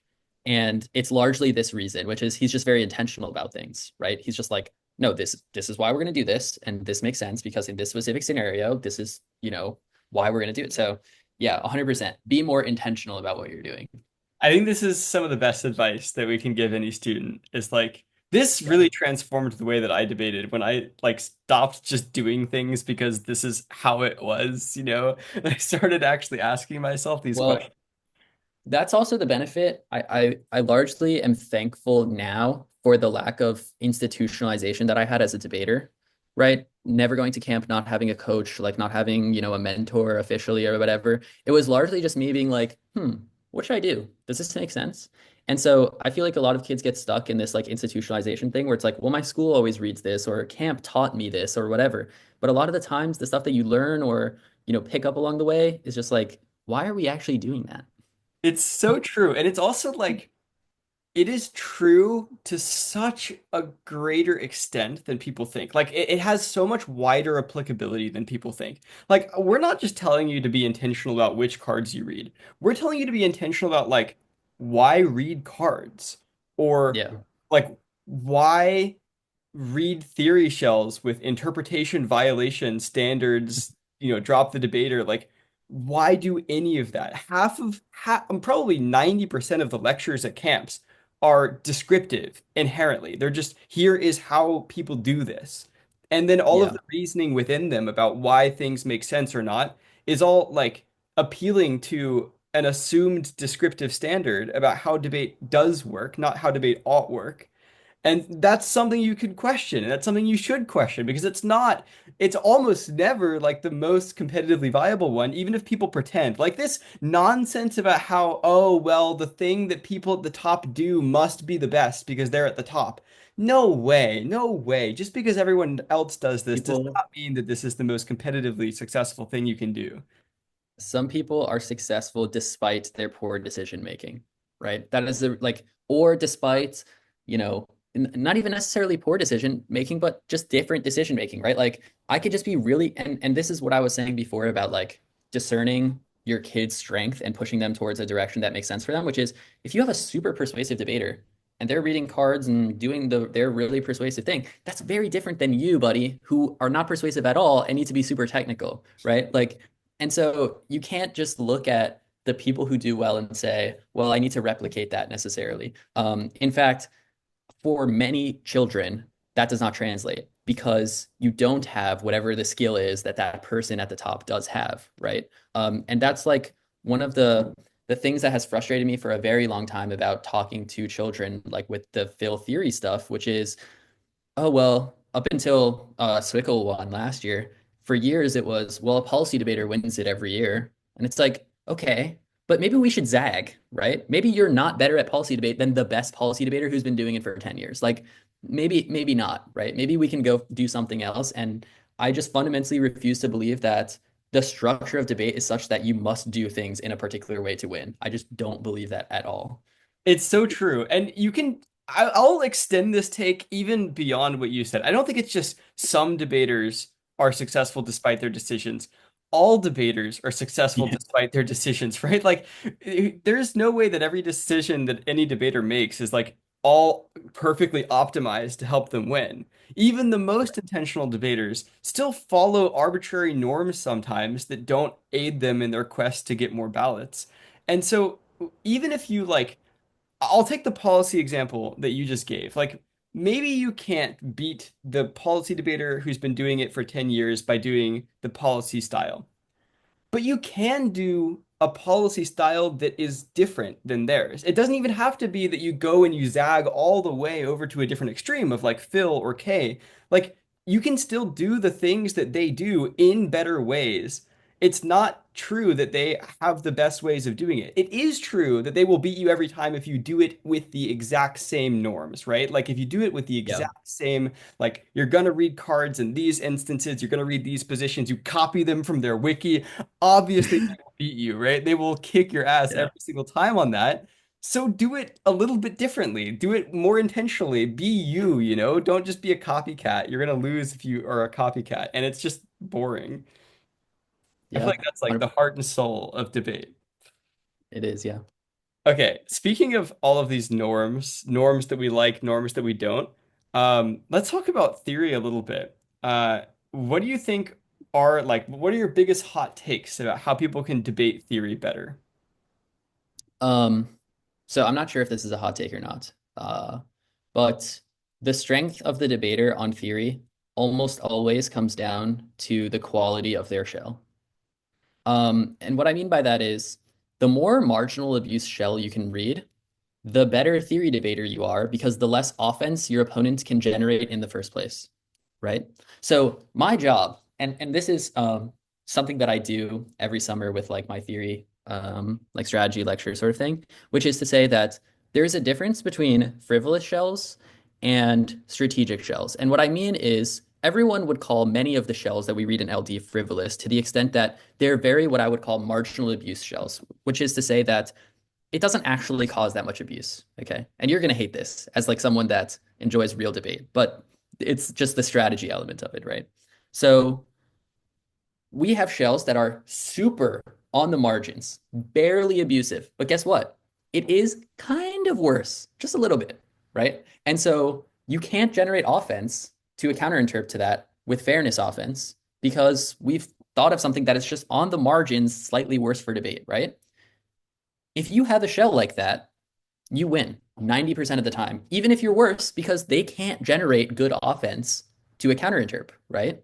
So if you're good, if you can get good at the paradigm issues of debate, so drop the debater, competing interps, and norm setting, right? Then it really just comes down to did you choose a good shell? If you chose a good shell, you'll win. If you chose a bad shell, you might lose, right? And that's why a super strategic thing is meta theory, right? Because it doesn't matter how good your shell is if my shell indicts yours and it's marginally better, right? So basically, the reason why the people that I coach are good at theory, you know how many theory drills I did with most of the kids I coach? Almost zero. It's because the shells we read are so ridiculous that it's impossible to generate a counterinterp to. And therefore, they just extend arguments and answer like, a couple of paradigm issues or whatever, right? Now, obviously, when you want to talk about the content of like how to get better at actually theory debating, that's different. But I would 100% start there, right? Which is, can you think of shells on, and this is goes back to like the creativity and intentionality point, right? Because we catch people doing things where it's like, why are you doing that? It's slightly abusive, and like, you should be punished for that all the time, right? With these marginal abuse shells. And it really just comes down to creativity. Like, oh, I'm thinking about debate. I'm thinking about what is good for debate. I'm noticing something that I think is bad for debate. I'm going to write a shell about that that doesn't really have like counterinterp offense. And then we're going to read that. It's really that simple. 100%. I feel like some very good examples of times when I wish people would do this is like if you think they slightly misinterpret their evidence, Yes. that should be GG every time. So Like funny. even if like this happens every round. Like I genuinely think if I went back to debate and you gave me only one position to read as a theory position, I think I could win every single round on, or at least like have viable offense in every single round on just like you misinterpreted a piece of evidence or like your cutting of this card was bad. Yeah. Why is that not more of a shell? Like maybe the norms that you used to cut this card were fine. Your whatever, your highlight color is okay. You didn't bracket any text, but Mhm. the words that you cut out have some contextual meaning that slightly changes the meaning of the sentence that's produced. Every single card that people read, like probably Yeah. 90% of the cards on the wiki probably link to the shell. And it's one of these examples where like I don't know what the counter interp really is. It's just like gut check. Yeah, well, so I think the the viability of that is largely dependent upon the egregiousness of it because I think most people intuitively understand exactly what you're saying, which is most cards are like this. So your first thought as a judge is probably, does this really rise to the level that they should lose? Because everyone fucking does this all the time. Like, what's the point? Um, so I don't disagree with you as a premise that that's like accurate, right? I just wonder how often that would actually win unless it was egregious enough to where you could be like, bro, this changes this meaning, right? Yeah. Um, So that's I also, interesting because a lot of your yeah, arguments, your strategy is marginal abuse. So it's, I feel like some of your arguments intuitively face the same challenge of like the judge will gut check and say, does this actually rise to the level of the abuse that I consider justified in voting off of this? So what is the Yeah, difference? so I think the relevant difference there is that in your interp, your violation is the problem, whereas in mine, the offense is the problem, right? And the offense is much um, less debatable when it's marginal than a violation would be, right? So I could be very persuasive about a violation and say, this clearly doesn't rise to the level of a violation that would constitute like me misrepresenting. It's just like a marginal cutting sort of thing, whatever. Whereas the offense, you can't say, well, this is obviously marginal abuse. Because if I win like competing interps, then that's irrelevant, right? There's like functional ways for me to sort of bracket out the fact that that doesn't matter because basically what they would be saying in my scenario is they're going for reasonability, which is just an argument that you have on like competing interps versus reasonability. Whereas yours is a more intuitive question about what the violation is and how it rises to the level of what would constitute a violation for the interp, if that makes sense. That's interesting, but I do feel like it might be slightly semantic. That is, I think it deals with like the wording of my interp. If the wording of my interp is like, don't misrepresent evidence, and then the violation is this one line, then I think you're right. Then the marginality is at the level of the violation. But if I change Mm-hmm. the wording of my interp to just be like, debaters must not highlight a line of their card in such a way that it de-emphasizes words or that it puts in small text certain nouns uh, that are contextually important to understanding the meaning of the sentence. Then it's like then the marginality is the offense again. Yeah. No, I actually think that's better. You just improved that. Let's Good work. go. I've already Yeah. learned from your teaching. Yeah. Interesting. So then I think my response to all of this, being the curmudgeon that I am, is I think that debaters should get Yeah. into the paradigm issue that is, as far as I'm aware, new, which would just be like um, hold the line on there has to be a threshold below which marginal theory offense does not become a voter. As in, Yeah, it's just reasonability. Yeah. is it just reasonability though? Because I've heard a lot of different interpretations of reasonability. I'm not sure that like maybe this is a flavor of reasonability, but it Yeah, doesn't I exactly. don't necessarily need to defend everything that's wrapped up in reasonability, right? Like Yes. So, based on where you are in the country in LD, reasonability means different things. And so largely it's you explaining what you mean by reasonability when you go for reasonability, which is, I think, accurate, based on what you said, which is like it's a flavor, right? Which is to say that sometimes people will read, um, like bright lines, right? Which is here is my definition of what reasonability is, whether that's like I'm topical or there's impact turn ground or like whatever it is, right? But on the West Coast, they do more so go for it in the manner that you're describing, which is like you have to win that the abuse constitutes a level at which it was like almost impossible for us to debate in order for us to have this, right? Or for you to vote for this, right? Which I think, there's benefits and disadvantages to both like, ways to go for reasonability or whatever. But I largely agree with you that you should get good at both sides of the paradigm issues before you get good at going for the contents of theory shells because the content of your theory shell becomes irrelevant if people are good at paradigm issues, which is what like largely people on the West Coast will do with us, right? Where they know that we're going to find a violation of some sort. Like it's going to happen, right? So what they've essentially pivoted to is we're going for reasonability and infinite regress on marginal theory as like the argument that we're going to go for, right? And so then the burden is on us to just have, 5 competing interps of variance with weighing, know how to answer infinite regress and reasonability, and the content of the shell becomes largely irrelevant.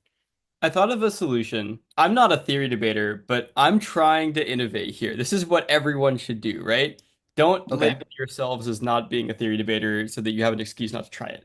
So here's my Yeah. genuine attempt. It seems like the problem here is that there's a binary in the thinking between reasonability and competing interps, where like it's all or nothing. And the Hmm. problem with reasonability is that it suffers from a bright line problem. Like, how do you know when it's reasonable? What if I made the argument that there is some intrinsic harm to education from introducing theory in a debate round? Now, to be fair, it's a very small intrinsic harm. The harm is just that we don't spend the time of that debate round talking about the topic, which would otherwise be an educational benefit. And then I just Hmm. say the bright line is just we will debate it out. We'll debate it out like normal. But the bright line is that your offense in this theory shell has to outweigh the decrease in topical education in this specific round. And if it doesn't, then you lose the theory shell. Is exactly how people go for reasonability. Okay, cool. I mean, Yeah. why doesn't that help? Like, Yeah.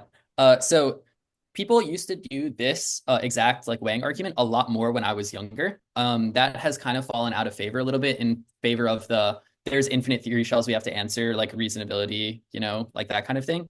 But yeah, that is a two error I've heard on reasonability, 50 times. Yeah, that makes perfect sense. that's cool. Yeah, I feel like both of them seem viable to me. The other one just seems difficult because I believe it, right? Like it is an infinite thing. Like if I Yeah. start to highlight in the right color, then you'll say my font size needs to increase by 1 point. So it's like I can't ever do anything perfectly. But the difficulty with that is that it still suffers from the bright line problem, right? Like even if I'm winning that, like how do I know what I think count? I think your argument in this one are almost the same, which is to say that infinite proliferation of theory means we never have education because if you can win on this shell, you can win on anything, right? And there will always Right, be a right. shell that we'll have to debate instead of whatever the topic is. Okay, that And so makes I think sense. that yours is probably just like a sort of impact to that type of argument, anyways. Unless you wanted to go for like a fairness impact, that's just like I lose on theory every round to a good theory debater, which is like slightly different. But yeah, I think largely they're very similar. Yeah, that makes sense. I guess the only difference is like the theory debaters can complain a little bit about how the implication of the second version shuts out more productive theory arguments. Whereas I can sort of say like, no, no, you can have all of your legitimate theory arguments completely, like, I don't know, to a But greater, yeah, I think both of them just beg the question of the frivolousness of the original yeah, shell. Right? yeah. Yeah. That makes sense. Um, okay. That's all I wanted to ask about theory. Do you want to talk about nuclear energy now? Or do you have any last Okay. things you want to add about theory? I don't know how useful I'll be about this topic. I did debate it when I was younger, but I read two shells and a prioris every round. So I did not get much topical education. But I'd be happy to talk about ways to apply like filler Ks for sure. Yeah, I would love to. What I want is like your genuine, like unfiltered, what would you do if you had to debate this topic, or if you were coaching students who were debating this topic? Um, Yeah. Regardless of the judging, let's put the judging aside for a second. We'll reintroduce it as a variable later. But what do you Mhm. genuinely believe is just strategic?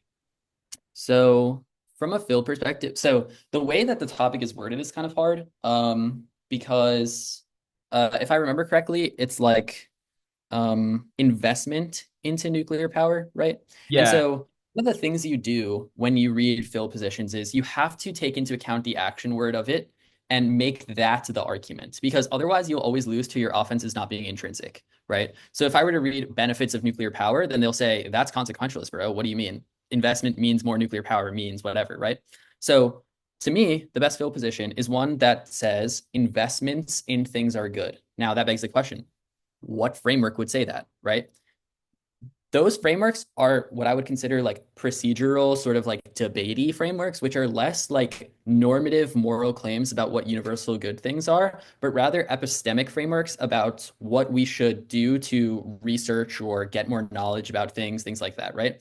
To me, the best argument for that on this topic would be like a pragmatism F that just says like we need to test things. There is a fundamental bracketing out essentially of nuclear energy because of things like fossil fuel subsidies, right? Like lobbyists, et cetera, which brackets out our ability to actually learn what the best source of energy is. And therefore, we need investments in nuclear energy to determine whether nuclear energy is legitimate or not in the face of like this bracketing out, right? And that would be like an intrinsic piece of offense that's like investment is good, right? Because we need to figure out and sort of fight back against. And that's like, about as intrinsic as you're going to get.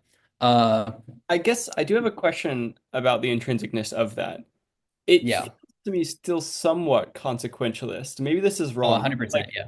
you require the premise that investment does in fact lead to an improvement in the testing of it, right? Yeah. So I think that A, this is about as intrinsic as you're going to get with investment. And B, the argument you want to go for is more so about removing the blockage of the like fossil fuel sort of like preventative research element of it, which you would say like the lack of funding and intentional lack of funding by fossil fuel industries to prevent nuclear power is what we're trying to get rid of with investments. So I think that you can like frame it in a way that's definitely as intrinsic as one might ever expect intrinsicness to be, which is really all you need, especially a world in which, nobody's going to know how to go for answers to your framework in that manner, I would say, probably. Uh, if you can win intents versus consequences and then just win like the the neg offense is infinitely more consequentialist, which obviously it 100% will be because you've designed your framework to be as intentional as possible. Then that seems like the correct route to me from a framework perspective. Could the neg still have a turn within this framework that says something along the lines of nuclear energy is being tested now? If we increase subsidies for nuclear energy, we crowd out subsidies for less, like more niche types of energy that we have to test even more. You could. I think that those turns would beg the question of like mutual exclusivity. You'd have to just win the uniqueness sort of part of it, where it's like it doesn't bracket out other things to invest in this one because we have more money. And it's more so about the fact that we are not like, to me, you would just say investing in all energy solves, right? In response to something like that.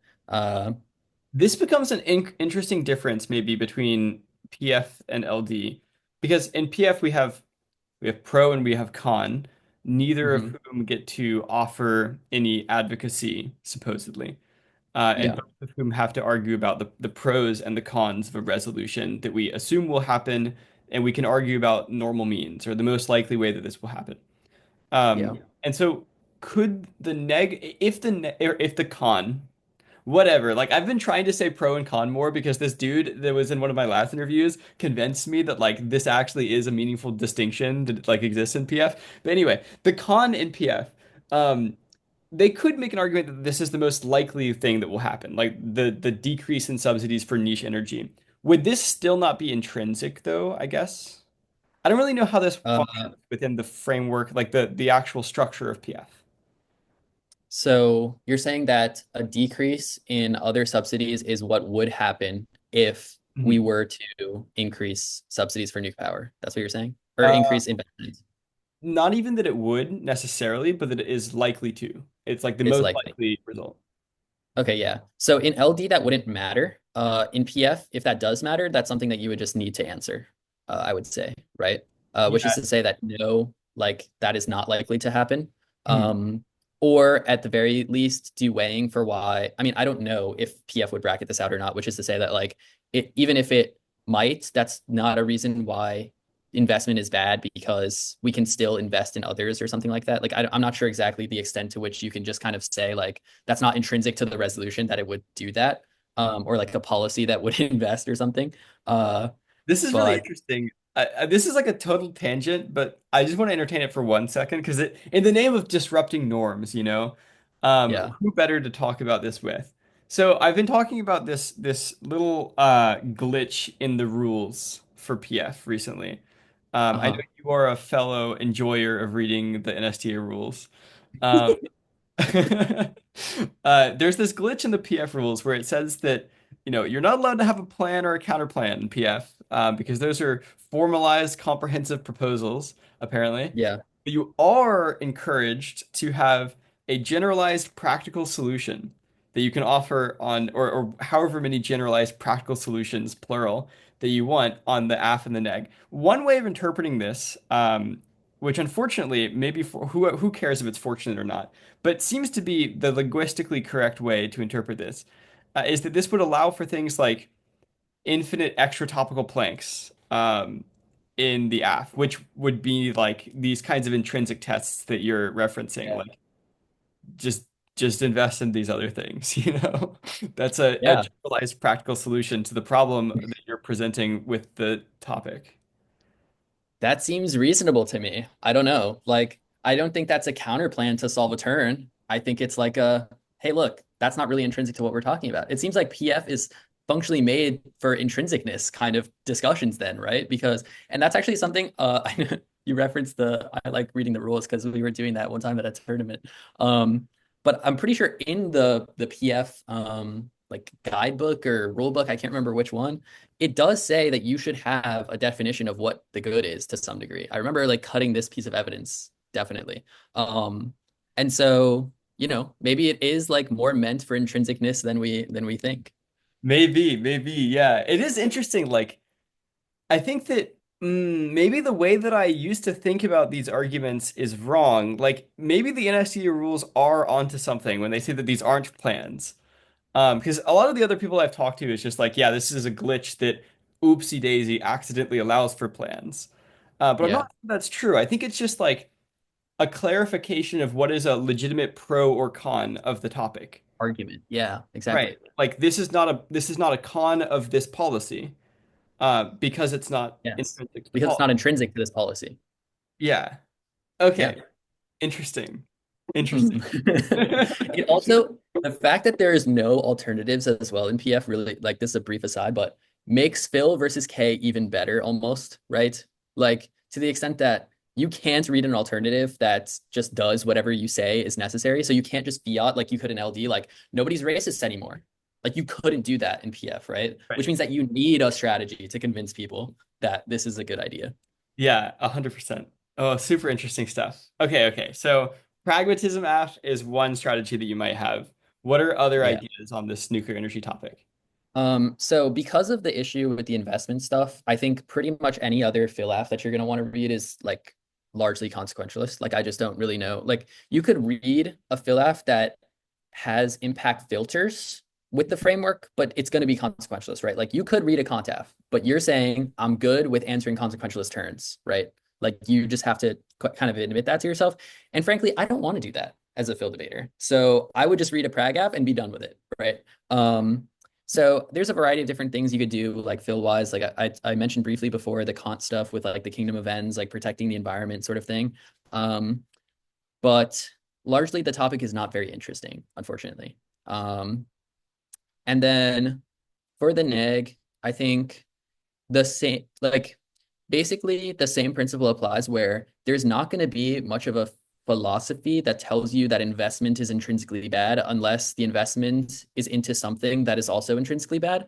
But I'm skeptical about the specificity of a framework that says nuclear power specifically is intrinsically wrong, regardless of consequences. Like, I just don't imagine a world in which that makes much sense. To me, the neg ground is more K than it is Phil. And so I would be reading, maybe like some Baudrillard stuff, maybe some Heidegger stuff, maybe some like Nietzsche stuff. But I would not, I would probably, um, yeah, I would probably stay away from the Phil stuff. There is one framework. I'm gonna, I'm gonna give myself a little bit of a plug here, but I wrote a framework that I just kind of thought was like true a little bit, like a couple of years ago, that would say that, or that you could make arguments for nuke power being bad with, right? If you want to check that out, it is on, I think it's on Zane's wiki, but in LD, and it's called Cosmic Purpose. And you can look at that and maybe think of some arguments for it. I'll But link that in outside of the that, description of this video. yeah. Outside of that, I think it's probably just a K neg topic. Interesting. I had one question about like whether or not Kant could kind sort of negate. Okay. There's like an argument that's just like nuclear waste hurts people. Perhaps this is a somewhat intrinsic component of the nuclear industry as it exists today. Investment into nuclear energy produces more waste. This sounds all very consequential, but if you're able to spin it in such a way that it seems like a necessary or at the very least incredibly likely condition of the AF is the use of indigenous land and the dumping of waste to potentially poison indigenous people almost as a means of creating the circumstances that are necessary to produce improvements in the world through nuclear energy. Is there a sort of room for Kant to negate there? Yeah, so I think that would basically just beg the question of the exact same AF arguments I was talking about before with like the Kingdom of N stuff in a sense, where um you would basically just be saying, and there are a lot of Kant, like neo-Kantians that say this, right? Which is, for example, the fossil fuel industry is inherently bad because it produces excess that is then like, onto or externalized onto like the public, right? Like private things and so you could definitely just make that exact same argument for why Kant cares about the environment and like there are elements of it that are intrinsic that externalize themselves. It would just then be a debate about the AF like nuke power investment because again you have to answer consequentialist turns I think in this world because the AF Kant arguments that are like nuke power is good for the environment because of XYZ reason would be equally as consequentialist as your arguments. So that's just a question of you deciding based on the literature what you think about whether nuke power is actually good or bad in that sense. Right. So this wouldn't be a question of like the way that I was thinking about it is spinning it as a permissibility question. Like this perhaps violates the categorical imperative. And so even if Kant thinks that nuclear energy could have benefits because of this kingdom of ends stuff, if you're able to get there with the language, the means of going about generating those ends require the, loss of agency of other people, the instrumentalization of vulnerable individuals. Yeah, I mean, I think that's a good weighing argument for against like the AF Okay, right. argument, probably. Yeah. And that's like the thing, like I said before, with Kant, where there's so many neo-Kantians, so many people that like justify opposite sides of the same thing that, you know, unless it's a topic where you're convinced that Kant flows one direction or the other, uh, I just generally don't advise people read it because you're going to have to answer turns, right? But in PF, I imagine you would have to worry about that significantly less. That makes sense. Can you escape the turns if you just don't read Kant, if you just make the argument? What do you mean? Like if I just explain why um, agency is important and we are all people and we are all equal and we shouldn't violate agency as, a means to our Oh desired. yeah. Yeah, so there's lots of different like flavors of neo-Kantianism, right? There's like Ripstein stuff, there's Korsgaard stuff, there's a bunch of different things that you can do. Uh, And in fact, what you just did is exactly what you should do on every topic, which is to say, how do I reverse justify my framework to justify what my offense wants to be to avoid any possible turns, right? So yeah, I think that's like a good exercise to try to figure out. If you wanted to do something like that, I would look at the Ripstein and Korsgaard stuff because they are much less about the four formulations of the categorical imperative and much more about just like respecting the agency of others, like intrinsically autonomy, right? Like externalization of private harms on the public, stuff like that. Yeah, it makes sense. But the question I was more asking is, can I read the Hayes variant? What does that mean? Like, can Oh, I, you mean just like make up your framework? Yeah, yeah, yeah, yeah. yeah. Of course. Would this Like I said, you can just make up frameworks. It doesn't matter if you can explain it. Then who cares? certainly this would be more strategic in the case where the judge is not a hack for cards, right? Because then you escape a Yeah. lot of the framework links. Yes. So with that, you should never read primary source, Kant, or really just any author. And the other thing is 100%, I advise kids to do this all the time, which is make up in your head the way that you want to explain how Kant or whatever philosopher would answer whatever objection, and then run with that. And then you just say, well, my framework's not consistency with Kant, it's consistency with whatever words you want to put in there, and then say, no, here's how my framework would resolve this. Yeah, call it something like, I don't know, put some weird words at the top, call it the like the neoclassical DA or something. It's just like whatever. So the way that Kant debaters got away with this when I debated was they just called it equal outer freedom. You're just like equal freedom, right? And then we just like make up whatever means equal in our little calculation here based on whatever I think. That's so funny. Okay, what do you think is the K ground on this topic? Largely, it's going to be the uh, in my opinion, it's almost the criticism of the AF argument, which is like the criticisms of like science, investment in like uh, maximization of our economic outputs. Like, there's a variety of different sort of angles you can approach that. There's like some Baudrillard stuff that criticizes the ways in which we use science, instrumentalize science, try to rationalize the world, things like that. There's also the Heidegger stuff about like technology, like criticisms of technology. There's like obviously some cap stuff you could probably read. I think there's a lot of different ways. It kind of depends on what impact you want to go for, I feel like the technology stuff is interesting. You can go for some like AI stuff if you wanted to in terms of impacts.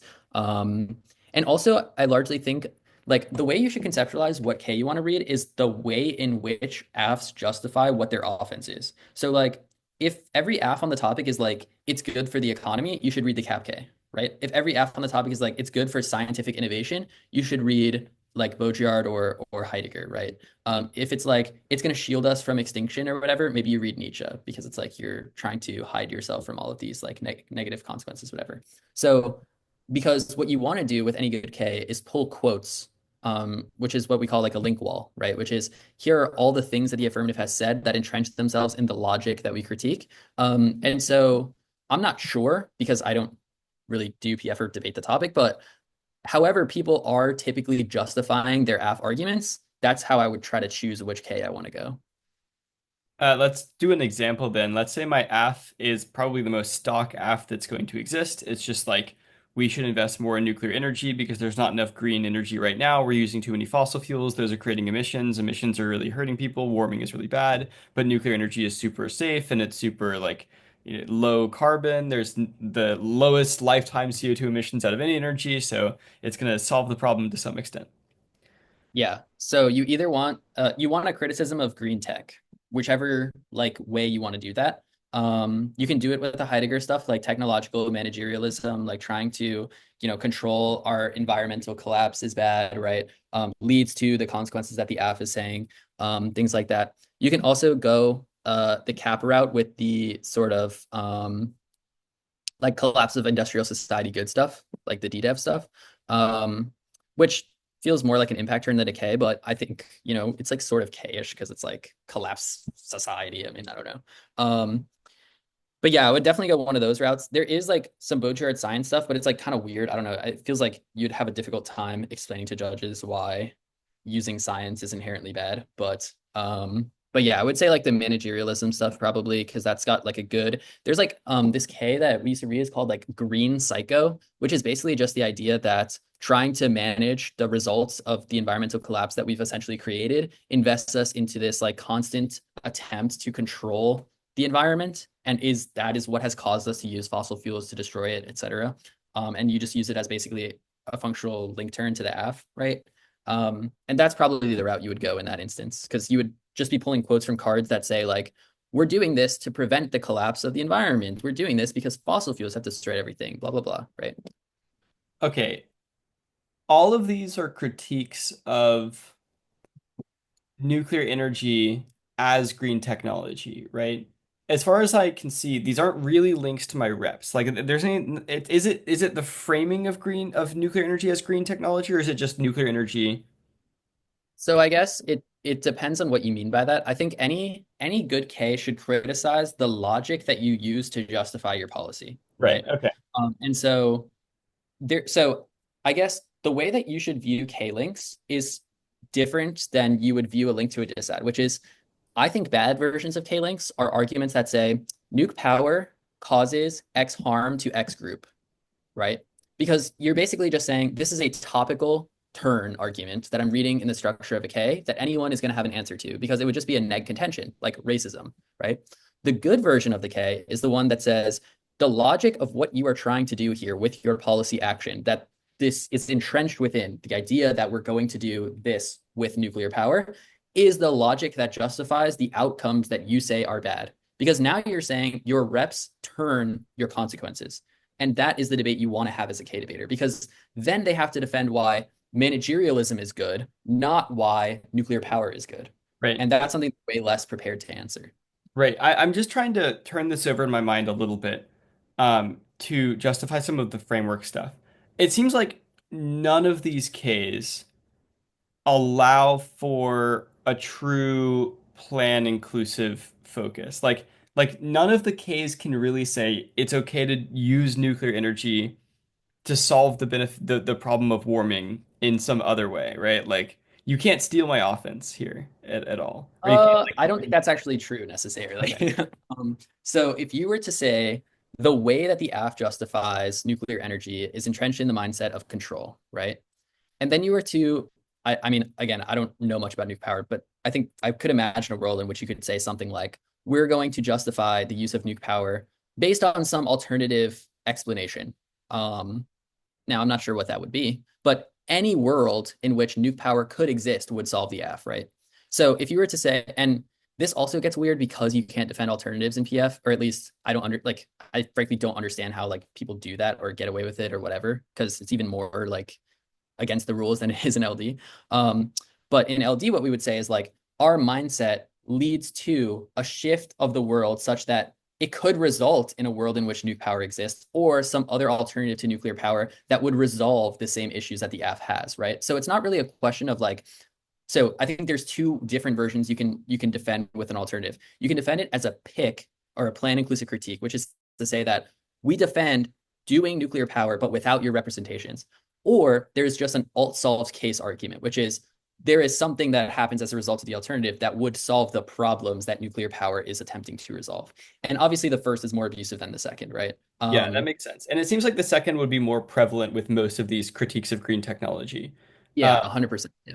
that makes sense. So then the question then is, um, the critique to some extent requires a comparison between the functionality or the solvency of the alternative compared to the solvency of the AF, right? Um, Yeah. like if I'm able to prove that nuclear energy is actually a better way to solve warming than your alternative, it should be RAPS, right?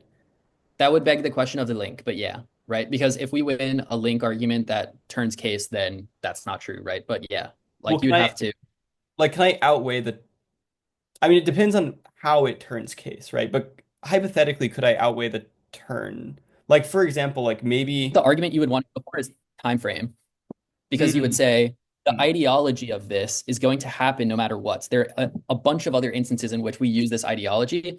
Yes, it's causing us to go extinct, but not as fast as the environment is collapsing. The AF solves the collapse before like this happens. So we can use the alt in like other mindsets, but not this one because we would die right, otherwise. interesting, interesting. And even like more specific to environment, not just extinction. Like I could make the argument that the mindset of the AF hurts the environment in some way. But the actual action of the AF helps the environment in a way that is more significant than that harm. And so the net outcome is positive. Or is that I think I think that's hard if they have a good link argument because their argument would just be we impact out to the same exact thing. It's just an internal link turn, right? Um, so that would be hard. I think the time frame thing makes a little more sense just because you can say we agree your turn is true, but too bad we don't get the chance to change our minds because we die first, right? yeah, that makes sense. That makes sense. Interesting. Um, so to some extent, it seems like the critique requires at least a little bit of defense. Like either within the turn, the defensive implication part of the turn is like nuclear energy does not, in fact, solve warming, right? Hmm. So if I'm able to Yeah. defend my link so well that at the end of the round, everyone will always believe that nuclear energy is a necessary part of the solution to warming, I should be able to beat some of these critiques. If you are also winning defense to the alternative, if Right, they right, have, yeah. yeah, Yeah, that yeah. makes sense. And that Hmm. defense can take lots of different forms in PF. As we both agree, why are you not just saying it's against the rules? Like, Yeah, it should be the go-to response every single time. I like 100%. I've never heard this response read, by the way. That's Um, crazy. and to be Yeah. fair, I've the number of K rounds I've judged, I can count on my hands. But the fact that this has never been a response, like it's so efficient, it's so true, it's so easy to make. And it's so funny because we do it in LD, even though it's not technically against the rules to read a counterplan. And we go for that all the time, right? Like true testing means no alternatives. It's just like a staple argument that we read all the time. And it's not even in our rule book. That's um okay, so last thing I want to talk about then. Some people have recently, there's a movement in PF now to say, oh, there are all these arguments about the rules cropping up, partly because of me. So we're gonna make arguments that the rules don't actually apply to this tournament. The NSDA rule book is something separate that like only applies to some niche tournaments. But like the other tournaments, they have their own tournament invitations, and if they don't specify rules in those tournament invitations, then there are no rules. Then we can do whatever we want. Yeah. Um, How do we deal with this? so I have such a hard time with this because I largely don't understand the defensive like push against the rule thing because I like imagine a scenario, right? It's just like I have a bunch of reasons for us to believe that the NSDA is the like sort of overarching branch of the activity. It's the topic we use. It's like all these things, right? It's written in most tournament invitations have we are using NSDA like whatever, right? And then their arguments are always, well, it's not a rule, it's a suggestion, or oh, it's not like intrinsic to where you would go to tab about it. But it's like all of those arguments are reasons for us to marginally not believe it's like the universal force of something that is like so powerful, it is always implemented no matter what. But I have yet to hear an argument for why we should believe that that is not the intention of what it's supposed to be, right? Like I've yet to hear a reason why we should actively not believe that that is a governing body and rule for the activity. It's always like, but it's not that much of a rule. But it's like, what do you mean? That's like obviously the intention of what this is trying to do. I don't understand like this. Also, to be clear, like it is the intention. This is just a fact that is verifiable. Like, I think that it Yeah, literally uses the language of like saying rules and stuff like that. I'll right. try to find No, the yeah, that's what I'm saying. It's always like, well, but it never gets enforced that way. So, and it's like, okay, but why is that a reason it shouldn't be? Why is that a reason that we should believe that it's not supposed to be, right? Like all of these things. I don't, I've yet to hear an offensive argument against the push that this is the rule. Yeah, 100%. And I just found it, by the way. It does say in the handbook, main event rules. So, like, these are not main event suggestions. These are not main event Right. guidelines. These are rules. Exactly. And, like, Yes. there are Now, punishments associated with violating the rules in the handbook. yeah. I think the argument that would be more persuasive to me is the argument that the only fundamental rule of the principle of debate is just that we make arguments and the judge evaluates them, right? Like to me, that would be your best shot at saying that these things are marginally just suggestions because the guiding force of the activity is just the judge evaluates whatever you say. Um, but even to that extent, I would be like, well, if you wanted to talk for 5 minutes, someone would cut you off, right? Yeah, Like, so I'm really not persuaded that by that a either. 100%. And there's so many others beyond that. Like, that's the go-to example, right? Is speech times. Yeah. But I've been thinking about this recently because it seems like there's a lot of different people who have very different ideas about how debate like fundamentally works. And this creates like dramatic inconsistencies, regardless of what you argue in the round. Like, for example, we need to know which speeches are allowed to do what. Like, if all speeches are allowed to do anything, then like we have a problem. That is Yeah. not resolvable by theory arguments in the round because it is a problem with the structure of the round in which that theory argument would be read, right? Like, for Yeah. example, if I can stay silent for every single speech and read brand new arguments in the second final focus or the last speech in the round, that whatever the 2A are, then like it doesn't matter how many theory arguments you can read, like there has to be Yeah. something else that we have to appeal to know what to do in these situations. And the situations are not just niche situations, they're every situation. This is required for every round. This is not just like something that you appeal to in some rounds. This is something that structures every single RFD anyone has ever given. Yes. And those assumptions stem from the NSDA handbook, or should. Oh, what else are they stemming from? Just like your arbitrary interpretation of the norms that other people have told you to follow. Yes. You're not going to find a person that cares more about constitutivism than me. I'm just like, I, yeah, I'm 100% in agreement with all of this. Let's go. Okay, well, those are all the questions that I have for you. We've spent 2 hours on this, so thank you for giving me all of your very valuable time. Do you have any last words of wisdom for our audience before we leave you? I mean, I think the major takeaway from this was that we're always right and you should listen to us no matter what. No, I think that the main takeaway for me is the intentionality aspect of the whole thing. I think that was like kind of the guiding force of pretty much the entire conversation.